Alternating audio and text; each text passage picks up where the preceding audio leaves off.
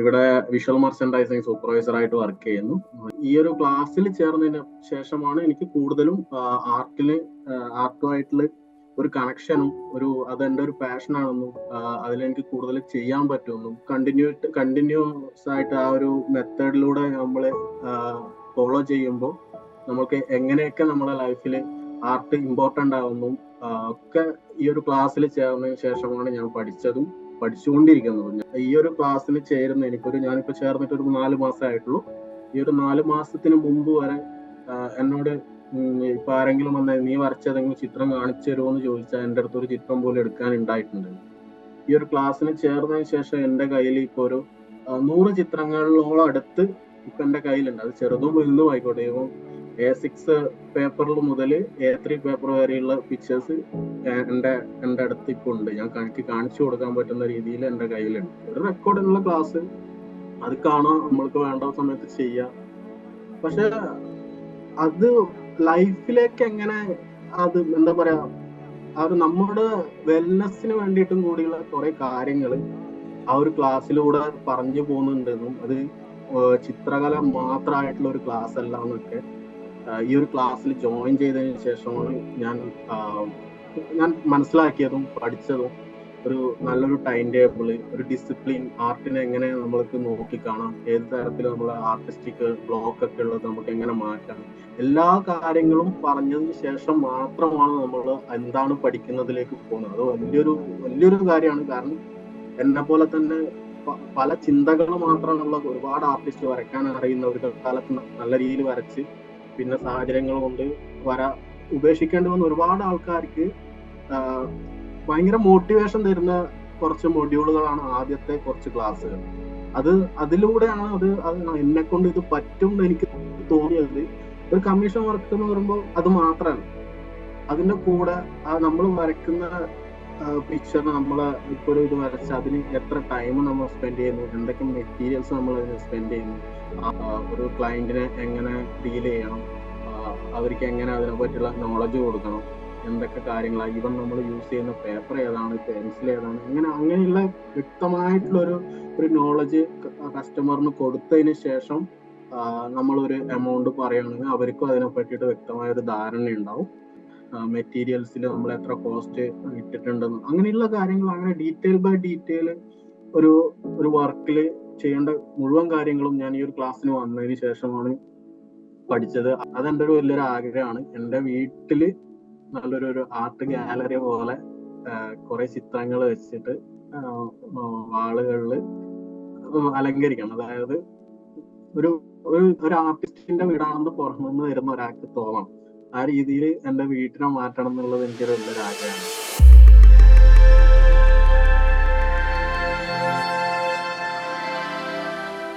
നമസ്കാരം. നമ്മുടെ ഓൺലൈൻ ക്ലാസ്സിൽ ജോയിൻ ചെയ്തുകൊണ്ട് നമ്മുടെ സ്റ്റുഡൻസ് കമ്മ്യൂണിറ്റി ആയ ക്രിയേറ്റിവിറ്റി ആൻഡ് വെൽനസ് ഹബിൻ്റെ പാർട്ടായി നിന്നുകൊണ്ട് സക്സസ് ക്രിയേറ്റ് ചെയ്യുന്ന സ്റ്റുഡൻസിൻ്റെ യാത്രയിലേക്ക് പുതിയൊരു എപ്പിസോഡിലേക്ക് എല്ലാവരെയും സ്വാഗതം ചെയ്യുന്നു.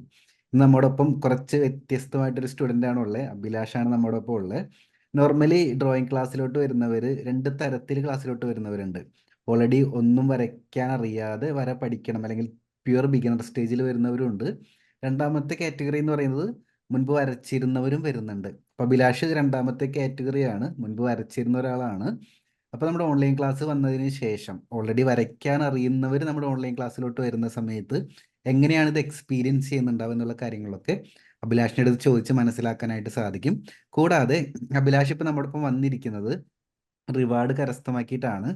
കോൺഫിഡൻസ് അച്ചീവർ എന്ന് പറയുന്ന റിവാർഡ് നമ്മുടെ ഓൺലൈൻ ക്ലാസ്സിലോട്ട് വരുന്ന എല്ലാ സ്റ്റുഡൻസിനും അവരുടെ പഠനം ഒന്ന് എളുപ്പമാക്കാനും കുറച്ചും കൂടി രസകരമാക്കാനും റിവാർഡ് സിസ്റ്റം നമ്മൾ കൊടുക്കുന്നുണ്ട്. അതിൽ കുറേ ടാസ്കുകൾ കംപ്ലീറ്റ് ആകുമ്പോഴാണ് കോൺഫിഡൻസ് അച്ചീവർ എന്നുള്ള റിവാർഡ് കരസ്ഥമാക്കുന്നുണ്ടായിരിക്കുക. അപ്പോൾ അഭിലാഷിന് ആദ്യം കൺഗ്രാജുലേഷൻസ്. അപ്പോൾ നമുക്ക് സ്റ്റാർട്ട് ചെയ്യാം. ആദ്യം എവിടെ നിന്നാണ് വരുന്നത്, ഫാമിലി ബാക്ക്ഗ്രൗണ്ട് ഒക്കെ പറഞ്ഞുകൊണ്ടൊന്ന് സ്റ്റാർട്ട് ചെയ്തോളൂ. എൻ്റെ പേര് അഭിലാഷ്. ഞാൻ ഇപ്പോൾ വർക്ക് ചെയ്യുന്ന അബുദാബിയിലാണ്. നാട്ടില് കണ്ണൂരാണ് സ്വദേശം. ഇവിടെ വിഷ്വൽ മെർച്ചൻഡൈസിങ് സൂപ്പർവൈസർ ആയിട്ട് വർക്ക് ചെയ്യുന്നു. ഞാൻ പഠിച്ചതൊക്കെ ഫാഷൻ ടെക്നോളജിയാണ് ഞാൻ പഠിച്ചത്. ഇപ്പം ഒരു പ്രവാസ ജീവിതത്തിലേക്ക് കടന്നിട്ട് ഇപ്പൊ ഒരു 10 വർഷമായി. ഇപ്പം വീട്ടില് അച്ഛൻ, അമ്മ, പിന്നെ എനിക്ക് 2 ചേച്ചിമാരാണ്. പിന്നെ കല്യാണം കഴിഞ്ഞു, വൈഫും, പിന്നെ എനിക്കൊരു മോളും. ചിത്രകല എവിടെ മുതലേ സ്റ്റാർട്ട് ചെയ്ത്? ചെറുപ്പം മുതലേ വരയ്ക്കുമായിരുന്നു? ചിത്രകല ആക്ച്വലി ഞാൻ ചെറുപ്പം മുതലേ വരയ്ക്കുമെന്ന് വെച്ചാൽ ഞാനൊരു കണ്ടിന്യൂസ് ആയിട്ടൊരു വരയ്ക്കുന്ന ഒരാളൊന്നുമല്ല. വരയ്ക്കുമെന്ന് ചോദിച്ചാൽ വരയ്ക്കാൻ അറിയാം. അത് എനിക്ക് തോന്നുന്നു എനിക്ക് ജന്മനാ കിട്ടിയൊരു കഴിവാണെന്ന് എനിക്ക് തോന്നിയിട്ടുണ്ട്. കാരണം ഞാൻ പ്രാക്ടീസ് ചെയ്യാന്ന് വെച്ചാൽ എനിക്ക് കൂടുതലൊന്നും പ്രാക്ടീസ് ചെയ്തിട്ടുണ്ടായിരുന്നില്ല ഈ ക്ലാസ്സിൽ വരുന്നതിന് മുമ്പ് വരെ. സച്ചിൻ സാറിന്റെ ക്ലാസ്സിൽ ജോയിൻ ചെയ്തതിന് മുമ്പ് വരെ ഞാൻ മറ്റ് സ്ഥലങ്ങളിൽ നിന്ന് കണ്ടു പഠിച്ചതും കേട്ട് പഠിച്ച കാര്യങ്ങളും വരയ്ക്കും. പിന്നെ എന്തോ എനിക്കതൊന്നും ഒരു കാര്യങ്ങൾ നോക്കിയാൽ എനിക്കത് വരയ്ക്കാൻ പറ്റാറുണ്ട്. വരയായിട്ട് റിലേറ്റഡ് ആയിട്ട് പെട്ടെന്ന് ക്യാച്ച് ചെയ്യാൻ പറ്റാറുണ്ട് കാര്യങ്ങളൊക്കെ.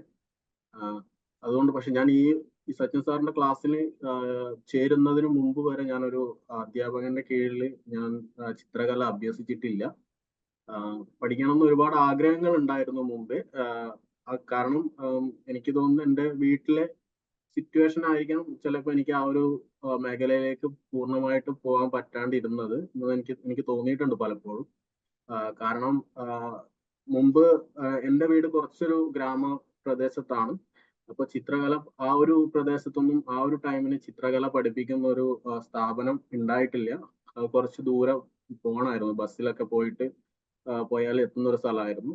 അതുകൊണ്ട് തന്നെ ആ ഒരു പ്രായത്തില് പഠിക്കാൻ പോകണം എന്ന് പറഞ്ഞപ്പോ വേണ്ടാന്നുള്ളൊരു ഇതാണ്, നീ ഇപ്പൊ ഇവിടെ വരയ്ക്കുന്നത് വരച്ചാൽ മതി, പിന്നെ പിന്നെ പോവാം, അല്ലെങ്കിൽ ഇപ്പൊ പഠിപ്പിൽ ശ്രദ്ധിക്ക്, അങ്ങനെയൊക്കെ ആയിരുന്നു അന്നേരത്തെ ഒരു എനിക്ക് കിട്ടിയ ഇൻസ്ട്രക്ഷൻ എൻ്റെ മാതാപിതാക്കളിൽ നിന്ന്.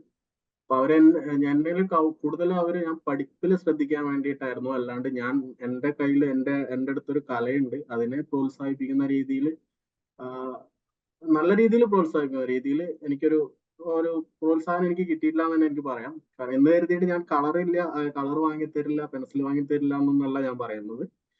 എനിക്കൊരു അധ്യാപകന്റെ കീഴിൽ നിന്ന് വിദ്യ അഭ്യസിക്കേണ്ട സമയത്ത് അത് അഭ്യസിക്കുക തന്നെ വേണം. ഒരിക്കലും അതിലൊരു ഡിലേ അല്ലെങ്കിൽ ഞാൻ ഒറ്റയ്ക്ക് പഠിച്ചോളാം എന്നൊന്നും വിചാരിച്ച് ഒരിക്കലും ആരും നിൽക്കരുത്. അങ്ങനെ പഠിക്കുന്നവരുണ്ട്, ഇല്ല എന്ന് ഞാൻ പറയുന്നില്ല. പക്ഷെ അതിൽ നമ്മൾ ഒരുപാട് ടൈം എടുക്കും ആ പഠിച്ചു വരാനും. നമ്മൾക്ക് ഒരു പൂർണ്ണ ഒരു കോൺഫിഡൻസ് ഇല്ല എന്നുള്ളത് ഞാനൊരു ഉദാഹരണമാണ്. കാരണം എനിക്ക് ഈ ഒരു വയസ്സ് വരെ ആയിട്ട് ചിത്രകലയിൽ കുറെ കാര്യങ്ങൾ ഞാൻ പഠിച്ചിട്ടുണ്ട്. എല്ലാ മീഡിയംസ് യൂസ് ചെയ്യാൻ എനിക്ക് ഇഷ്ടമാണ്. എല്ലാ മീഡിയംസിലും കുറച്ച് കാര്യങ്ങളൊക്കെ ഞാൻ പഠിച്ചിട്ടുണ്ട്. പക്ഷെ എനിക്ക് ആ ഒരു ടൈം വരെയായിട്ട് എനിക്കൊരു കോൺഫിഡൻസ് ഇല്ലായിരുന്നു. ഞാനൊരു ആർട്ടിസ്റ്റ് ആണെന്ന് പറയാമെന്ന് വരെയുള്ള ഒരു കോൺഫിഡൻസ് എനിക്കില്ലായിരുന്നു.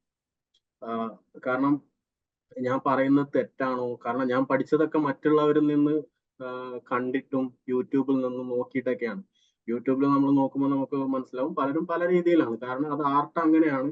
ആർട്ട് ഒരു അധ്യാപകൻ പഠിപ്പിക്കുന്ന രീതി ആയിരിക്കില്ല മറ്റൊരു അധ്യാപകൻ പഠിപ്പിക്കുന്നത്. അതിലൊന്ന് തികച്ചും വ്യത്യസ്തമായിട്ടാണ് സച്ചിൻ സാർ ഇപ്പോൾ നമ്മളെയൊക്കെ പഠിപ്പിച്ചുകൊണ്ടിരിക്കുന്ന കാര്യങ്ങളും. കാരണം നമ്മള് സച്ചിൻ സാറിന്റെ ക്ലാസ്സിൽ നമ്മൾ പൊതുവെ പറയാറുണ്ട്, ട്രഡീഷണൽ ആയിട്ട് കൂടുതൽ ആൾക്കാരും ഫോളോ ചെയ്യുന്നത് ആ ട്രഡീഷണൽ ആയിട്ടുള്ള ചിത്രകല ഇതാണ്. അപ്പോ അതിനൊക്കെ വെച്ച് നോക്കുവാണെങ്കിൽ എനിക്ക് ആ ഒരു ടൈമിന് ആ രീതിയിൽ പോലും എനിക്ക് പഠിക്കാൻ പോകാനുള്ള ഒരു സാഹചര്യം ഉണ്ടായില്ല. പിന്നെ ലൈഫിൽ ചില സാഹചര്യങ്ങൾ മുഖേന ചിത്രകലയെ ഞാൻ ഒതുക്കി നിർത്തിയിരുന്നു. എപ്പോഴെങ്കിലും തോന്നും അപ്പൊ വരയ്ക്കും. അല്ലാണ്ട് എൻ്റെ ഒരു ഭയങ്കര ഒരു പാഷനായിട്ട് ഞാൻ അതിനെ കണ്ടിട്ടുണ്ടായില്ല. പക്ഷെ എന്തോ ദൈവവാഹ്യം പോലെ എൻ്റെ കൂടെ തന്നെ ഉണ്ടായിരുന്നു. അതുകൊണ്ട് എനിക്ക് ആ ഒരു കഴിവ് നഷ്ടപ്പെട്ടിട്ടില്ല എന്ന് പറയാം.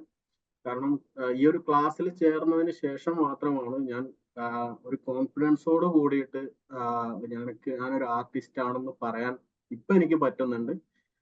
കാരണം ഇതിനു മുമ്പ് വരെ ഞാൻ പോസ്റ്റ് ചെയ്യുന്ന എവിടെയെങ്കിലും സോഷ്യൽ മീഡിയയിൽ ആയിക്കോട്ടെ, എവിടെ പോസ്റ്റ് ചെയ്യുന്ന ഒരു പിക്ചറിന് ഒരു ആർട്ടിസ്റ്റ് അഭിലാഷമോ അല്ലെങ്കിൽ ആർട്ടിസ്റ്റ് ആ രീതിയിൽ സംസാരിക്കാൻ വരെയുള്ള ഒരു കോൺഫിഡൻസ് എനിക്ക് ഉണ്ടായിരുന്നില്ല.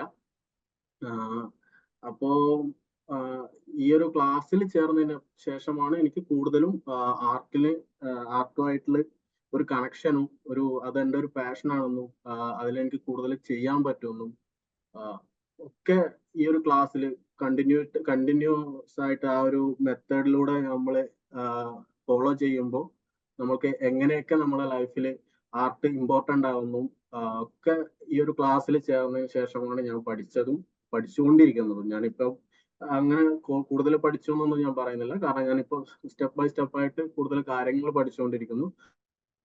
പ്രാക്ടീസ് കണ്ടിന്യൂ ആയിട്ട് ചെയ്തുകൊണ്ടിരിക്കുന്നു. അതിന്റെ മാറ്റം എന്നിൽ എനിക്ക് തന്നെ റിഫ്ലക്ട് ചെയ്യാൻ പറ്റുന്നുണ്ട്. കാരണം ഈ ഒരു ക്ലാസ്സിൽ ചേരുന്ന ഞാനിപ്പോ ചേർന്നിട്ട് ഒരു 4 മാസമായിട്ടുള്ളൂ. ഈ ഒരു 4 മാസത്തിന് മുമ്പ് വരെ എന്നോട് ഇപ്പൊ ആരെങ്കിലും വന്ന നീ വരച്ച ഏതെങ്കിലും ചിത്രം കാണിച്ചു തരുമോ എന്ന് ചോദിച്ചാൽ എൻ്റെ അടുത്ത് ഒരു ചിത്രം പോലും എടുക്കാൻ ഉണ്ടായിട്ടുണ്ട്. ഈ ഒരു ക്ലാസ്സിന് ചേർന്നതിന് ശേഷം എൻ്റെ കയ്യിൽ ഇപ്പൊ ഒരു 100 ചിത്രങ്ങളോളം അടുത്ത് ഇപ്പൊ എൻ്റെ കയ്യിലുണ്ട്. അത് ചെറുതും വലുതും ആയിക്കോട്ടെ. ഇപ്പം A6 പേപ്പറിൽ മുതൽ A3 പേപ്പർ വരെയുള്ള പിക്ചേഴ്സ് എൻ്റെ എൻ്റെ അടുത്ത് ഇപ്പൊ ഉണ്ട്. എനിക്ക് കാണിച്ചു കൊടുക്കാൻ പറ്റുന്ന രീതിയിൽ എൻ്റെ കയ്യിലുണ്ട്. അപ്പൊ അതൊക്കെ എനിക്കൊരു വലിയൊരു നേട്ടമായിട്ട് തന്നെ ഈ ഒരു ചെറിയൊരു കാലയളവിൽ വലിയൊരു നേട്ടമായിട്ട് എനിക്ക് തോന്നുന്നുണ്ട്. പിന്നെ ഇതൊക്കെയാണ് എന്നെ പറ്റിയിട്ടുള്ള ഒരു ഇൻട്രൊഡക്ഷൻ ഉള്ളത്. അഭിലാഷ് അടുത്ത് സംസാരിക്കുമ്പോണ്ടല്ലോ നമുക്ക് നോർമലി ഒരുപാട് എൻക്വയറി വരാറുണ്ട്. അഭിലാഷിന്റെ ഏജിലുള്ളവർ കൂടുതൽ എൻക്വയറി ചെയ്യാറുണ്ട്. അപ്പൊ അവരുടെയൊക്കെ സെയിം അവസ്ഥയിലൂടെ കടന്നു വന്നവരുണ്ട്. ചെറുപ്പത്തിൽ ആർട്ട് പഠിക്കണമെന്ന് ആഗ്രഹിച്ച് പല സാഹചര്യം കാരണം പഠിക്കാൻ പറ്റാതെ ഒരു ഓൺലൈൻ ക്ലാസ് കാണുമ്പോൾ ഇവിടെ പഠിച്ചാലോ എന്ന് ആഗ്രഹിച്ച് വരുന്നവരുണ്ട്. അപ്പോൾ അതിൽ പലർക്കും പടം വര മാത്രം പഠിച്ചാൽ മതി എന്നുള്ള ആഗ്രഹമുള്ളവരുണ്ട്. ചിലർ കമ്മീഷൻ വർക്ക് ചെയ്യാൻ വേണ്ടി വരുന്നവരുണ്ട്. ചിലർ ആർട്ടിലൂടെ സന്തോഷം കണ്ടെത്താനായിട്ട് വേണ്ടി വരുന്നവരുണ്ട്. പക്ഷേ ഈ ഡിസിഷൻ ഭയങ്കര ഇമ്പോർട്ടൻ്റ് ആണ്. ഇതിൽ ജോയിൻ ചെയ്യുക എന്ന് പറയുന്ന ഡിസിഷൻ ഉണ്ടല്ലോ, ശരിക്കും നമ്മുടെ ഓൺലൈൻ ക്ലാസ് പുറത്തേക്ക് കാണുന്നവർക്ക് ഞാൻ വളരെ മിനിമൽ ആയിട്ടുള്ള എക്സ്പെക്റ്റേഷനാണ് കൊടുക്കാറുള്ളൂ. റെക്കോർഡ് ക്ലാസ്സുകളുണ്ട്, ഇത്ര ഇത്ര കോഴ്സുകളുണ്ട്, വീക്ക്ലി മീറ്റിംഗ് ഉണ്ട്, അങ്ങനെ ജനറൽ ആയിട്ട് ഞാൻ പറയാറുള്ളൂ. പക്ഷേ ഇതിൽ ജോയിൻ ചെയ്ത് വന്നു കഴിഞ്ഞാൽ മാത്രമേ ഒരു കമ്മ്യൂണിറ്റി ലേണിങ്ങിൻ്റെ ഫീല് നമുക്ക് കിട്ടുകയുള്ളൂ. നമ്മൾ ഡ്രോയിങ് മാത്രമല്ലല്ലോ പഠിപ്പിക്കുന്നത്. അപ്പം അത്തരത്തിൽ അഭിലാഷിൻ്റെ പ്രായത്തിലുള്ളവർക്ക്, അഭിലാഷിൻ്റെ സെയിം ഇഷ്യൂസ് ചെറുപ്പത്തിൽ അനുഭവിച്ചു വരുന്നവർക്ക് ഒരു ഓൺലൈൻ ക്ലാസ്സിൽ പങ്കെടുക്കുന്ന സമയത്ത് ഇതിലൂടെ കിട്ടിയ എക്സ്പീരിയൻസ് ഒന്ന് ഷെയർ ചെയ്യാവോ? ഇതിൽ എത്രത്തോളം ഡിഫറൻസ്, അതായത് അഡ്മിഷൻ എടുക്കുന്ന സമയത്ത് അഭിലാഷ് മനസ്സിലും കുറേ ക്വസ്റ്റ്യൻസ് ഉണ്ടായിരിക്കും. ഇതിൻ്റെ അകത്ത് ജോയിൻ ചെയ്യേണ്ട ആവശ്യമുണ്ടോ, എനിക്കിത് വർക്കൗട്ട് ആവോ, എനിക്കിത് പ്രാക്ടീസ് ചെയ്യാൻ പറ്റുമോ, ഓൺലൈനിലൂടെ ആർട്ട് പഠിക്കാൻ പറ്റുമോ?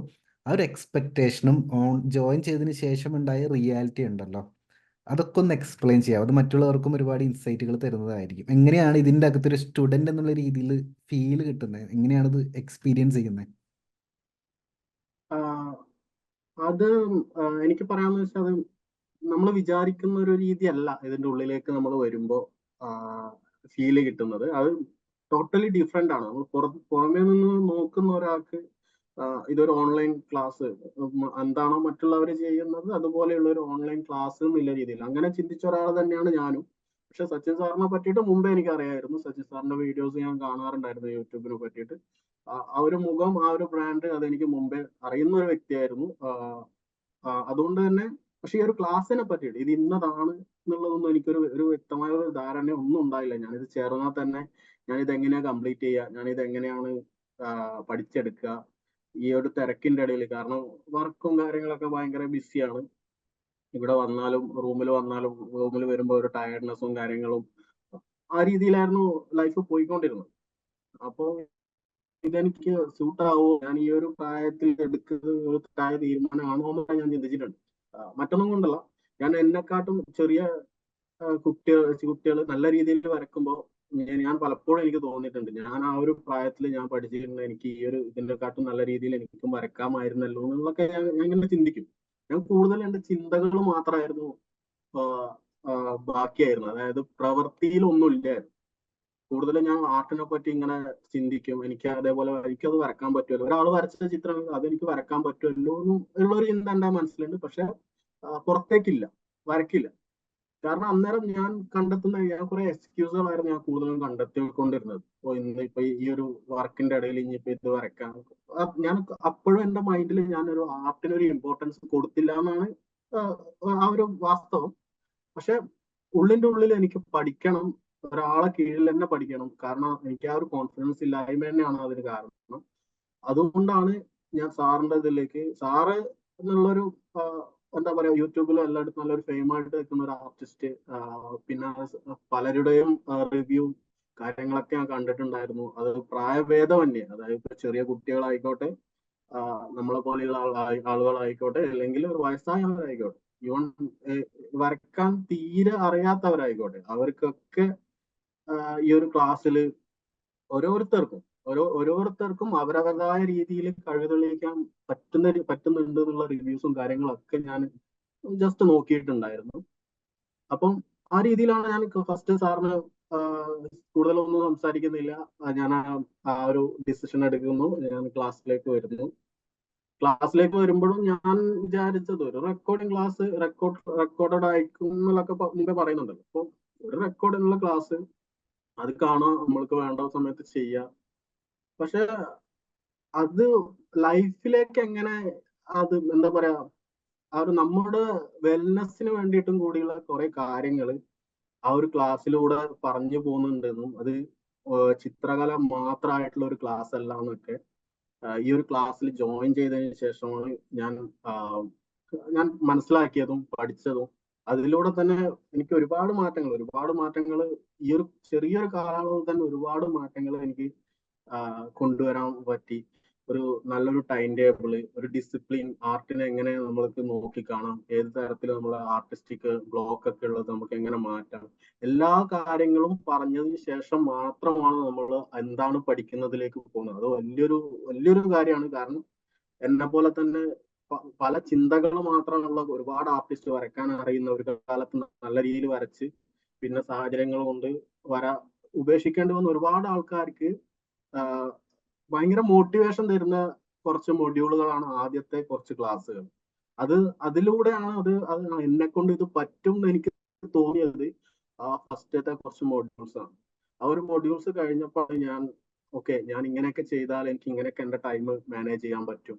ആ കാര്യങ്ങളും ഒരു ടൈം ടേബിൾ ആക്കുന്നതും ഈ ഒരു റെക്കോർഡിംഗ് ചെയ്ത ക്ലാസ് എങ്ങനെ കണ്ട് പ്രാക്ടീസ് ചെയ്യാം. കാരണം ഇതൊരു ഓപ്ഷനാണ്. ഒരു ഓപ്ഷൻ വെച്ചാൽ ലൈഫ് ടൈം ക്ലാസ് ആണ്. ലൈഫ് ടൈം ക്ലാസ് എന്ന് പറഞ്ഞാൽ നമുക്ക് എപ്പോൾ വേണമെങ്കിലും കാണാം. കാരണം നമ്മളെ ലേസി ആക്കുന്ന കുറെ കാര്യങ്ങൾ അതിലുണ്ട്. കാരണം നമുക്ക് എപ്പോഴോ നമുക്ക് തോന്നുമ്പോൾ ഓപ്പൺ ചെയ്യാം, തോന്നുമ്പോൾ ഓപ്പൺ ചെയ്യണ്ട, ആരും ചോദിക്കാനില്ല. പക്ഷെ ആ രീതിയൊക്കെയാണ് പൊതുവെ വിചാരിച്ചു വെച്ചിരിക്കുന്നതും ആ രീതി. പക്ഷെ ഇതിലെ ആ ഒരു മെത്തേഡ്, പോകുന്ന വഴികള്, എന്താ പറയുക, സാറ് തരുന്ന ഇൻസ്ട്രക്ഷനുകൾ, അതൊക്കെ നമ്മളറിയാണ്ട് തന്നെ നമ്മളെ ഈ എന്താ പറയാ, നമുക്കൊരു പെർഫെക്ഷൻ ആക്കുന്നു. മറ്റൊരാൾ നമ്മളെ എങ്ങനെയാണ് പെർഫെക്ഷൻ ആക്കുന്നത്, ആ ഒരു രീതിയാണ് എനിക്ക് ഫീൽ ചെയ്തിട്ടുള്ളത്. നമ്മൾ അറിയാണ്ട് തന്നെ നമ്മളത് മാറുകയാണ്. നമ്മൾ ആർട്ടിലേക്ക് കൂടുതൽ കോൺസെൻട്രേഷൻ വരുന്നു, പുതിയ പുതിയ ടാസ്കുകൾ നമ്മൾ അതിൽ പഠിക്കുന്നു, ചെയ്യുന്നു. പിന്നെ എന്താ പറയാ, ഡെയിലി ഓരോ ചിത്രങ്ങൾ വരയ്ക്കാനുള്ളത് എന്നെ സംബന്ധിച്ചൊക്കെ, ഞാനൊക്കെ ഡെയിലി ഒരു ചിത്രം വരക്കുന്നൊന്നും ഞാൻ ജീവിതത്തിൽ പോലും വിചാരിക്കാത്ത ഒരാളാണ്. പക്ഷെ ഞാനിപ്പോ ഡെയിലി ഞാൻ ഒരു ചിത്രം വരയ്ക്കുന്നുണ്ട്, അത് വീഡിയോ ആക്കുന്നുണ്ട്, അത് സോഷ്യൽ മീഡിയയിൽ പോസ്റ്റ് ചെയ്യുന്നുണ്ട്. ഇങ്ങനെയൊന്നും ഞാൻ ചെയ്യുന്നൊന്നും ഞാൻ ജീവിതത്തിൽ വിചാരിച്ചിട്ടില്ല. കാരണം ഈ ഒരു ക്ലാസ്സിൽ വന്നതിന് ശേഷമാണ് ഇങ്ങനെയൊക്കെ നമ്മൾക്ക് ചെയ്യാൻ പറ്റും. ഈ ഒരു ടൈം, ഇതേ സമയമാണ് ഞാൻ മുമ്പും കടന്നു പോയിട്ടുള്ളത്. ആ തിരക്കും ജോലിയും, അതേ ജോലിയും തിരക്കും എല്ലാം ഇപ്പോഴും ഉണ്ട്. പക്ഷെ അതിനിടയിൽ എങ്ങനെ സമയം കണ്ടെത്താന്നുള്ളത്, വ്യക്തമായ ഒരു ടൈം ടേബിൾ എങ്ങനെ ഉണ്ടാക്കാമെന്നും അത് എങ്ങനെ ഇംപ്ലിമെന്റ് ചെയ്യാമെന്നും ഒക്കെ ഉള്ള കാര്യങ്ങൾ ഞാൻ ഈ ക്ലാസ്സിലൂടെയാണ് പഠിച്ചെടുത്തത്. അത് ഞാൻ ഇംപ്ലിമെന്റ് ചെയ്യുന്നുണ്ട്. എൻ്റെ പിറകിൽ ഒരു ഒരു പേപ്പറിൽ ഞാൻ ഒട്ടിച്ച ഒരു ടൈം ടേബിൾ എൻ്റെ പുറകിൽ ഇപ്പോഴും ഉണ്ട്. ആ ടൈം ടേബിൾ ഞാൻ ഫോളോ ചെയ്യുന്നുണ്ട്. നമ്മൾക്ക് എന്ന് കരുതിയിട്ട് ഞാൻ കുറെ കാര്യങ്ങൾ ഒഴിവാക്കിയിട്ടുണ്ടെന്നൊന്നും ഞാൻ പറയുന്നില്ല. കാരണം ഫാമിലിക്ക് കൊടുക്കേണ്ട സമയം ഫാമിലിന്റെ കൂടെ ഉണ്ട്, ഫ്രണ്ട്സിന്റെ കൂടെയുള്ള സമയം ഫ്രണ്ട്സിന്റെ കൂടെ ഉണ്ട്, പുറത്തേക്ക് പോകുന്നുണ്ട്, ബാക്കിയുള്ള കാര്യങ്ങൾ നടക്കുന്നുണ്ട്. അതിൽ വേണ്ടാത്ത കുറെ കാര്യങ്ങൾ ഞാൻ ഒഴിവാക്കിയിട്ടുണ്ട്. ഈവൻ കൂടുതൽ സ്ക്രീൻ ടൈം. മുമ്പൊക്കെ ഞാൻ റൂമിൽ വന്ന ജസ്റ്റ് ഒന്ന് ഫ്രഷ് ആയി ഒന്ന് കിടന്നു കഴിഞ്ഞാൽ ഫോണിൽ തന്നെയാണ്, ഫോൺ നോക്കിയിരിക്കുക. അങ്ങനെയുള്ള കുറെ നമ്മൾക്ക് വേണ്ട ഒരു ഉപയോഗമില്ലാത്ത കുറെ കാര്യങ്ങൾ നമ്മൾ വെറുതെ സമയം വേസ്റ്റ് ആക്കി കളഞ്ഞിട്ടുണ്ട്. ആ സമയങ്ങളെ എങ്ങനെ ഒരു ടൈം ടേബിളിലൂടെ കൊണ്ടുവന്ന് എങ്ങനെ അത് നമ്മൾക്ക് ഉപയോഗപ്രദമായിട്ടുള്ള ഒരു സമയമാക്കാന്നൊക്കെ ഞാൻ ഈ ഒരു ക്ലാസ്സിലൂടെ പഠിച്ചെടുത്തതും ഞാൻ ഇംപ്ലിമെന്റ് ചെയ്തതും അതിന്റെ മാറ്റം ഇപ്പോഴും ഞാൻ അനുഭവിക്കുന്ന ഒരാളാണ് ഞാൻ. ഒരുപാട് എനിക്ക് എന്നെ സംബന്ധിച്ച് ആസ് എ വ്യക്തി എന്നുള്ള രീതിയിലും എനിക്ക് ഒരുപാട് മാറ്റങ്ങൾ വന്നിട്ടുണ്ട്. കാരണം മുമ്പൊക്കെ ഞാൻ ചിലപ്പോൾ വർക്കിന്റെ പ്രഷർ കൊണ്ടും ഫാമിലി ഉണ്ടാവുന്ന കൊച്ചു പ്രശ്നങ്ങൾ കൊണ്ടൊക്കെ ആയിരിക്കും കൂടുതൽ ഞാൻ നെഗറ്റീവായിട്ട് ചിന്തിക്കുന്ന ഒരാളായിരുന്നു. കൂടുതലും ഇതെന്താ എനിക്കെന്താ അങ്ങനെ, ആ രീതിയിലൊക്കെ ഉള്ള ചിന്തകളും കാര്യങ്ങളൊക്കെ ആയിരുന്നു മുമ്പ്. പക്ഷെ ഈ ഒരു ക്ലാസ്സിൽ ചേർന്നപ്പോൾ അങ്ങനെയുള്ള ചിന്തകൾ കുറഞ്ഞു. കാരണം അതിന് സമയമില്ല. കാരണം നമ്മളെ സമയം കറക്റ്റ് ആയിട്ട് ഓരോന്നിനും മാറ്റി വെച്ചിട്ടുണ്ട്. അപ്പൊ നമ്മൾക്ക് വേറൊന്നിനെ പറ്റിയിട്ടോ അല്ലെങ്കിൽ വേണ്ടാത്തൊരു കാര്യത്തിനെ പറ്റി ചിന്തിക്കാനുള്ള ഒരു സമയം അവിടെ ഇല്ല. കാരണം നമ്മൾക്കറിയാം ഇന്ന് എന്റെ ദിവസം ഇങ്ങനെയാണ്, ഇന്ന് പോവും. ഷോപ്പിൽ പോയാൽ ഷോപ്പ് നമ്മൾക്ക് ബിസിനസ് ആണ്. അപ്പം അവിടെ നമ്മൾ ചിലപ്പം അൺപ്രഡിക്റ്റബിൾ ആയിട്ടുള്ള കാര്യങ്ങളൊക്കെ നടന്നു വരും. അപ്പൊ അത് ആ രീതിയിൽ മാത്രം എടുത്ത് അതൊരിക്കലും എൻ്റെ പേഴ്സണൽ ലൈഫിലേക്ക് കൊണ്ടുവരാണ്ട് അത് എന്താ പറയാ, ഒരു വർക്ക് ലൈഫ് ആയിട്ടും എൻ്റെ പേഴ്സണൽ ലൈഫായിട്ടും ആ പേഴ്സണൽ ലൈഫിലെ സമയങ്ങൾ എങ്ങനെ എനിക്ക് ഇഷ്ടപ്പെട്ട ഒരു ഒരു ആർട്ടിലേക്ക് കൊണ്ടുവരാന്നൊക്കെ കറക്റ്റ് ആയിട്ടുള്ള ഒരു മെത്തഡും കാര്യങ്ങളൊക്കെ ഞാൻ ഈ ഒരു ക്ലാസ്സിലൂടെയും ആ ഒരു ടൈം ടേബിള് ഇതാക്കിയതിലൂടെയും പിന്നെ ഈ ഒരു ക്ലാസ് കണ്ട് എന്താ പറയാ കാണാനെടുക്കുന്ന സമയങ്ങളും ഒക്കെ എനിക്ക് ഈ ഒരു ക്ലാസ്സിലൂടെ അത് ഭയങ്കര ഒരു എക്സ്പീരിയൻസ്. അത് എക്സ്പീരിയൻസ് നമുക്കിപ്പോ ഒരു പറഞ്ഞറിയിക്കാൻ പറ്റും. ഓരോരാൾക്ക് ഓരോ രീതിയിലാണ് അത് എക്സ്പീരിയൻസ് ആവുന്നത്. കാരണം ഒന്നും അറിയാത്തവരൊക്കെ നമ്മളിപ്പോ നമ്മളെ ഫേസ്ബുക്ക് കമ്മ്യൂണിറ്റിയിൽ നോക്കിയാൽ നമുക്ക് മനസ്സിലാവും. വരയിലേക്ക് ജസ്റ്റ് ഒരു ബിഗിനർ ആയിട്ടുള്ളവരൊക്കെ ഭയങ്കര ആക്റ്റീവ് ആയിട്ടാണ്, ഭയങ്കര ഒരു എന്താ പറയാ, ഭയങ്കര സന്തോഷമാണ്. അവർ ചെറിയൊരു കൊച്ചു ചിത്രം വരച്ചാൽ അവർക്ക് ഭയങ്കര സന്തോഷമാണ്. ആ ഒരു സന്തോഷം തരുന്നത് ഈ ഒരു ക്ലാസ്സിലെ ആ ഒരു മെന്റാലിറ്റി, ഒറ്റൊരു ലക്ഷ്യത്തോടെ നിൽക്കുന്ന ഒരു കൂട്ടം ആൾക്കാരിൽ നിന്നും മാത്രമാണ്. കാരണം അങ്ങോട്ടും ഇങ്ങോട്ടും പരസ്പരം സപ്പോർട്ട് ചെയ്യുന്നതും എന്താ പറയാ സാർ, ഒരു ഭയങ്കര ഒരു കമ്മ്യൂണിറ്റിയാണ്. ആ ഒരു കമ്മ്യൂണിറ്റി, ഇത്രയും ഒരു ആർട്ടുള്ള ഒരു കമ്മ്യൂണിറ്റിയിൽ നിന്ന് ഒരു അംഗമാകാൻ പറ്റുന്നവരെ ഞാൻ ജീവിതത്തിൽ വിശ്വസിച്ചില്ല. കാരണം ഇപ്പൊ ഞാനുള്ളത്, എനിക്കുള്ള കുറച്ചൊരു ഫ്രണ്ട് സർക്കിൾ ആയിക്കോട്ടെ, ആർട്ടിന് ഒരു ഫ്രണ്ട് സർക്കിൾ എനിക്ക് ഉണ്ടാവുന്നു, അല്ലെങ്കിൽ അങ്ങനെ ഒരു കമ്മ്യൂണിറ്റിയിൽ ഞാൻ വരുമെന്നും കുറെ ആർട്ടിനെ മാത്രം ചിന്തിക്കുന്ന, അല്ലെങ്കിൽ ആർട്ട് മാത്രം ചിന്തിക്കുന്ന, ആർട്ടിനെ മാത്രം സ്നേഹിക്കുന്ന ഒരു കൂട്ടം ആൾക്കാരിലേക്ക് ഞാൻ എത്തിപ്പെടുന്നൊന്നും ഞാൻ വിചാരിച്ചില്ല. ഞാനിപ്പോ വേറൊരു ഓൺലൈൻ ക്ലാസ്സിന് പോയിട്ടുണ്ടെങ്കിൽ ഈ ഒരു ഫീല് കിട്ടുന്നൊന്നും ഞാൻ ഒരിക്കലും വിചാരിക്കുന്നുമില്ല. കാരണം അവർക്ക് ആ ഒരു പൈസ തീരുന്നത് വരെ, അല്ലെങ്കിൽ ആ ഒരു ടൈം പീരീഡിൽ എന്താണോ അത് പഠിക്കുക വരിക. ഇങ്ങനെ ലൈഫ് ലോങ് ആയിട്ട് ആർട്ടിന് പഠിക്കാനും കൂടുതൽ കാര്യങ്ങൾ അതും പോരാത്തതിന് സാറ് ഓൾറെഡി സെറ്റ് ചെയ്ത് അവിടെ വെച്ചിട്ടുണ്ട് ഒരു സംഭവം. സാറിന് ശരിക്കും പറഞ്ഞാല് ആ ഒരു സംഭവം പഠിപ്പിച്ച് വിട്ടാൽ മതി, അത് എടുക്കുക, പഠിക്കുക, പോവുക. പക്ഷെ സാറ് പഠിക്കുന്ന ഒരു പുതിയ കാര്യങ്ങളും അത് ഒരു വീക്ക്ലി മീറ്റിങ്ങിലൂടെ നമ്മളിലേക്ക് എത്തിക്കുന്നതും നമ്മൾക്ക് ഉണ്ടാവുന്ന ഒരു പ്രശ്നങ്ങളും, കാരണം പലരും പല ടൈപ്പിലുള്ള ആൾക്കാരാണ്, പല തരത്തിൽ വരയ്ക്കുന്ന ആൾക്കാരാണ്. അപ്പൊ അവർക്കൊക്കെ വരുന്ന അത് ചെറുതും ആയിക്കോട്ടെ വലുതും ആയിക്കോട്ടെ, അതൊക്കെ കറക്റ്റ് ആ വീക്ക്ലി മീറ്റിങ്ങിൽ വന്ന് നമ്മൾക്ക് പറഞ്ഞു തരുന്ന കാര്യങ്ങൾ, അതൊക്കെ ഞാൻ ഈ ഒരു ചേർന്നിട്ട് ഈ ഒരു നിമിഷം വരെ ആയിട്ട് വീക്ക്ലി മീറ്റിംഗ് ഒഴിവാക്കാത്ത ഒരാളാണ്. കാരണം പലപ്പോഴും വീക്ക്ലി മീറ്റിംഗ് സമയങ്ങളിൽ ജോലി തിരക്ക് പുറത്തായിട്ടുണ്ട്. പക്ഷെ പുറത്തായാൽ പോലും ഞാൻ ആ വീക്ക്ലി മീറ്റിംഗ് ഇപ്പൊ ചിലപ്പോൾ വീഡിയോ ഓൺ ആക്കാൻ പറ്റിയില്ലെങ്കിലും വീഡിയോ ഓഫ് ആക്കിയിട്ടായാലും വീക്ക്ലി മീറ്റിംഗ് കറക്റ്റ് ആയിട്ട് ഞാൻ കാണാറുണ്ട്. പലപ്പോഴും വീഡിയോ ഓൺ ആക്കിയിട്ട് തന്നെ ഇരിക്കാറുണ്ട്. കാരണം എന്നാൽ മാത്രമേ നമ്മൾക്കൊരു ക്ലാസ്സിൽ ഇരിക്കുന്ന ഒരു ഫീല് വരൂ എന്നുള്ളത് ഞാൻ വിശ്വസിക്കുന്ന ഒരാളാണ്.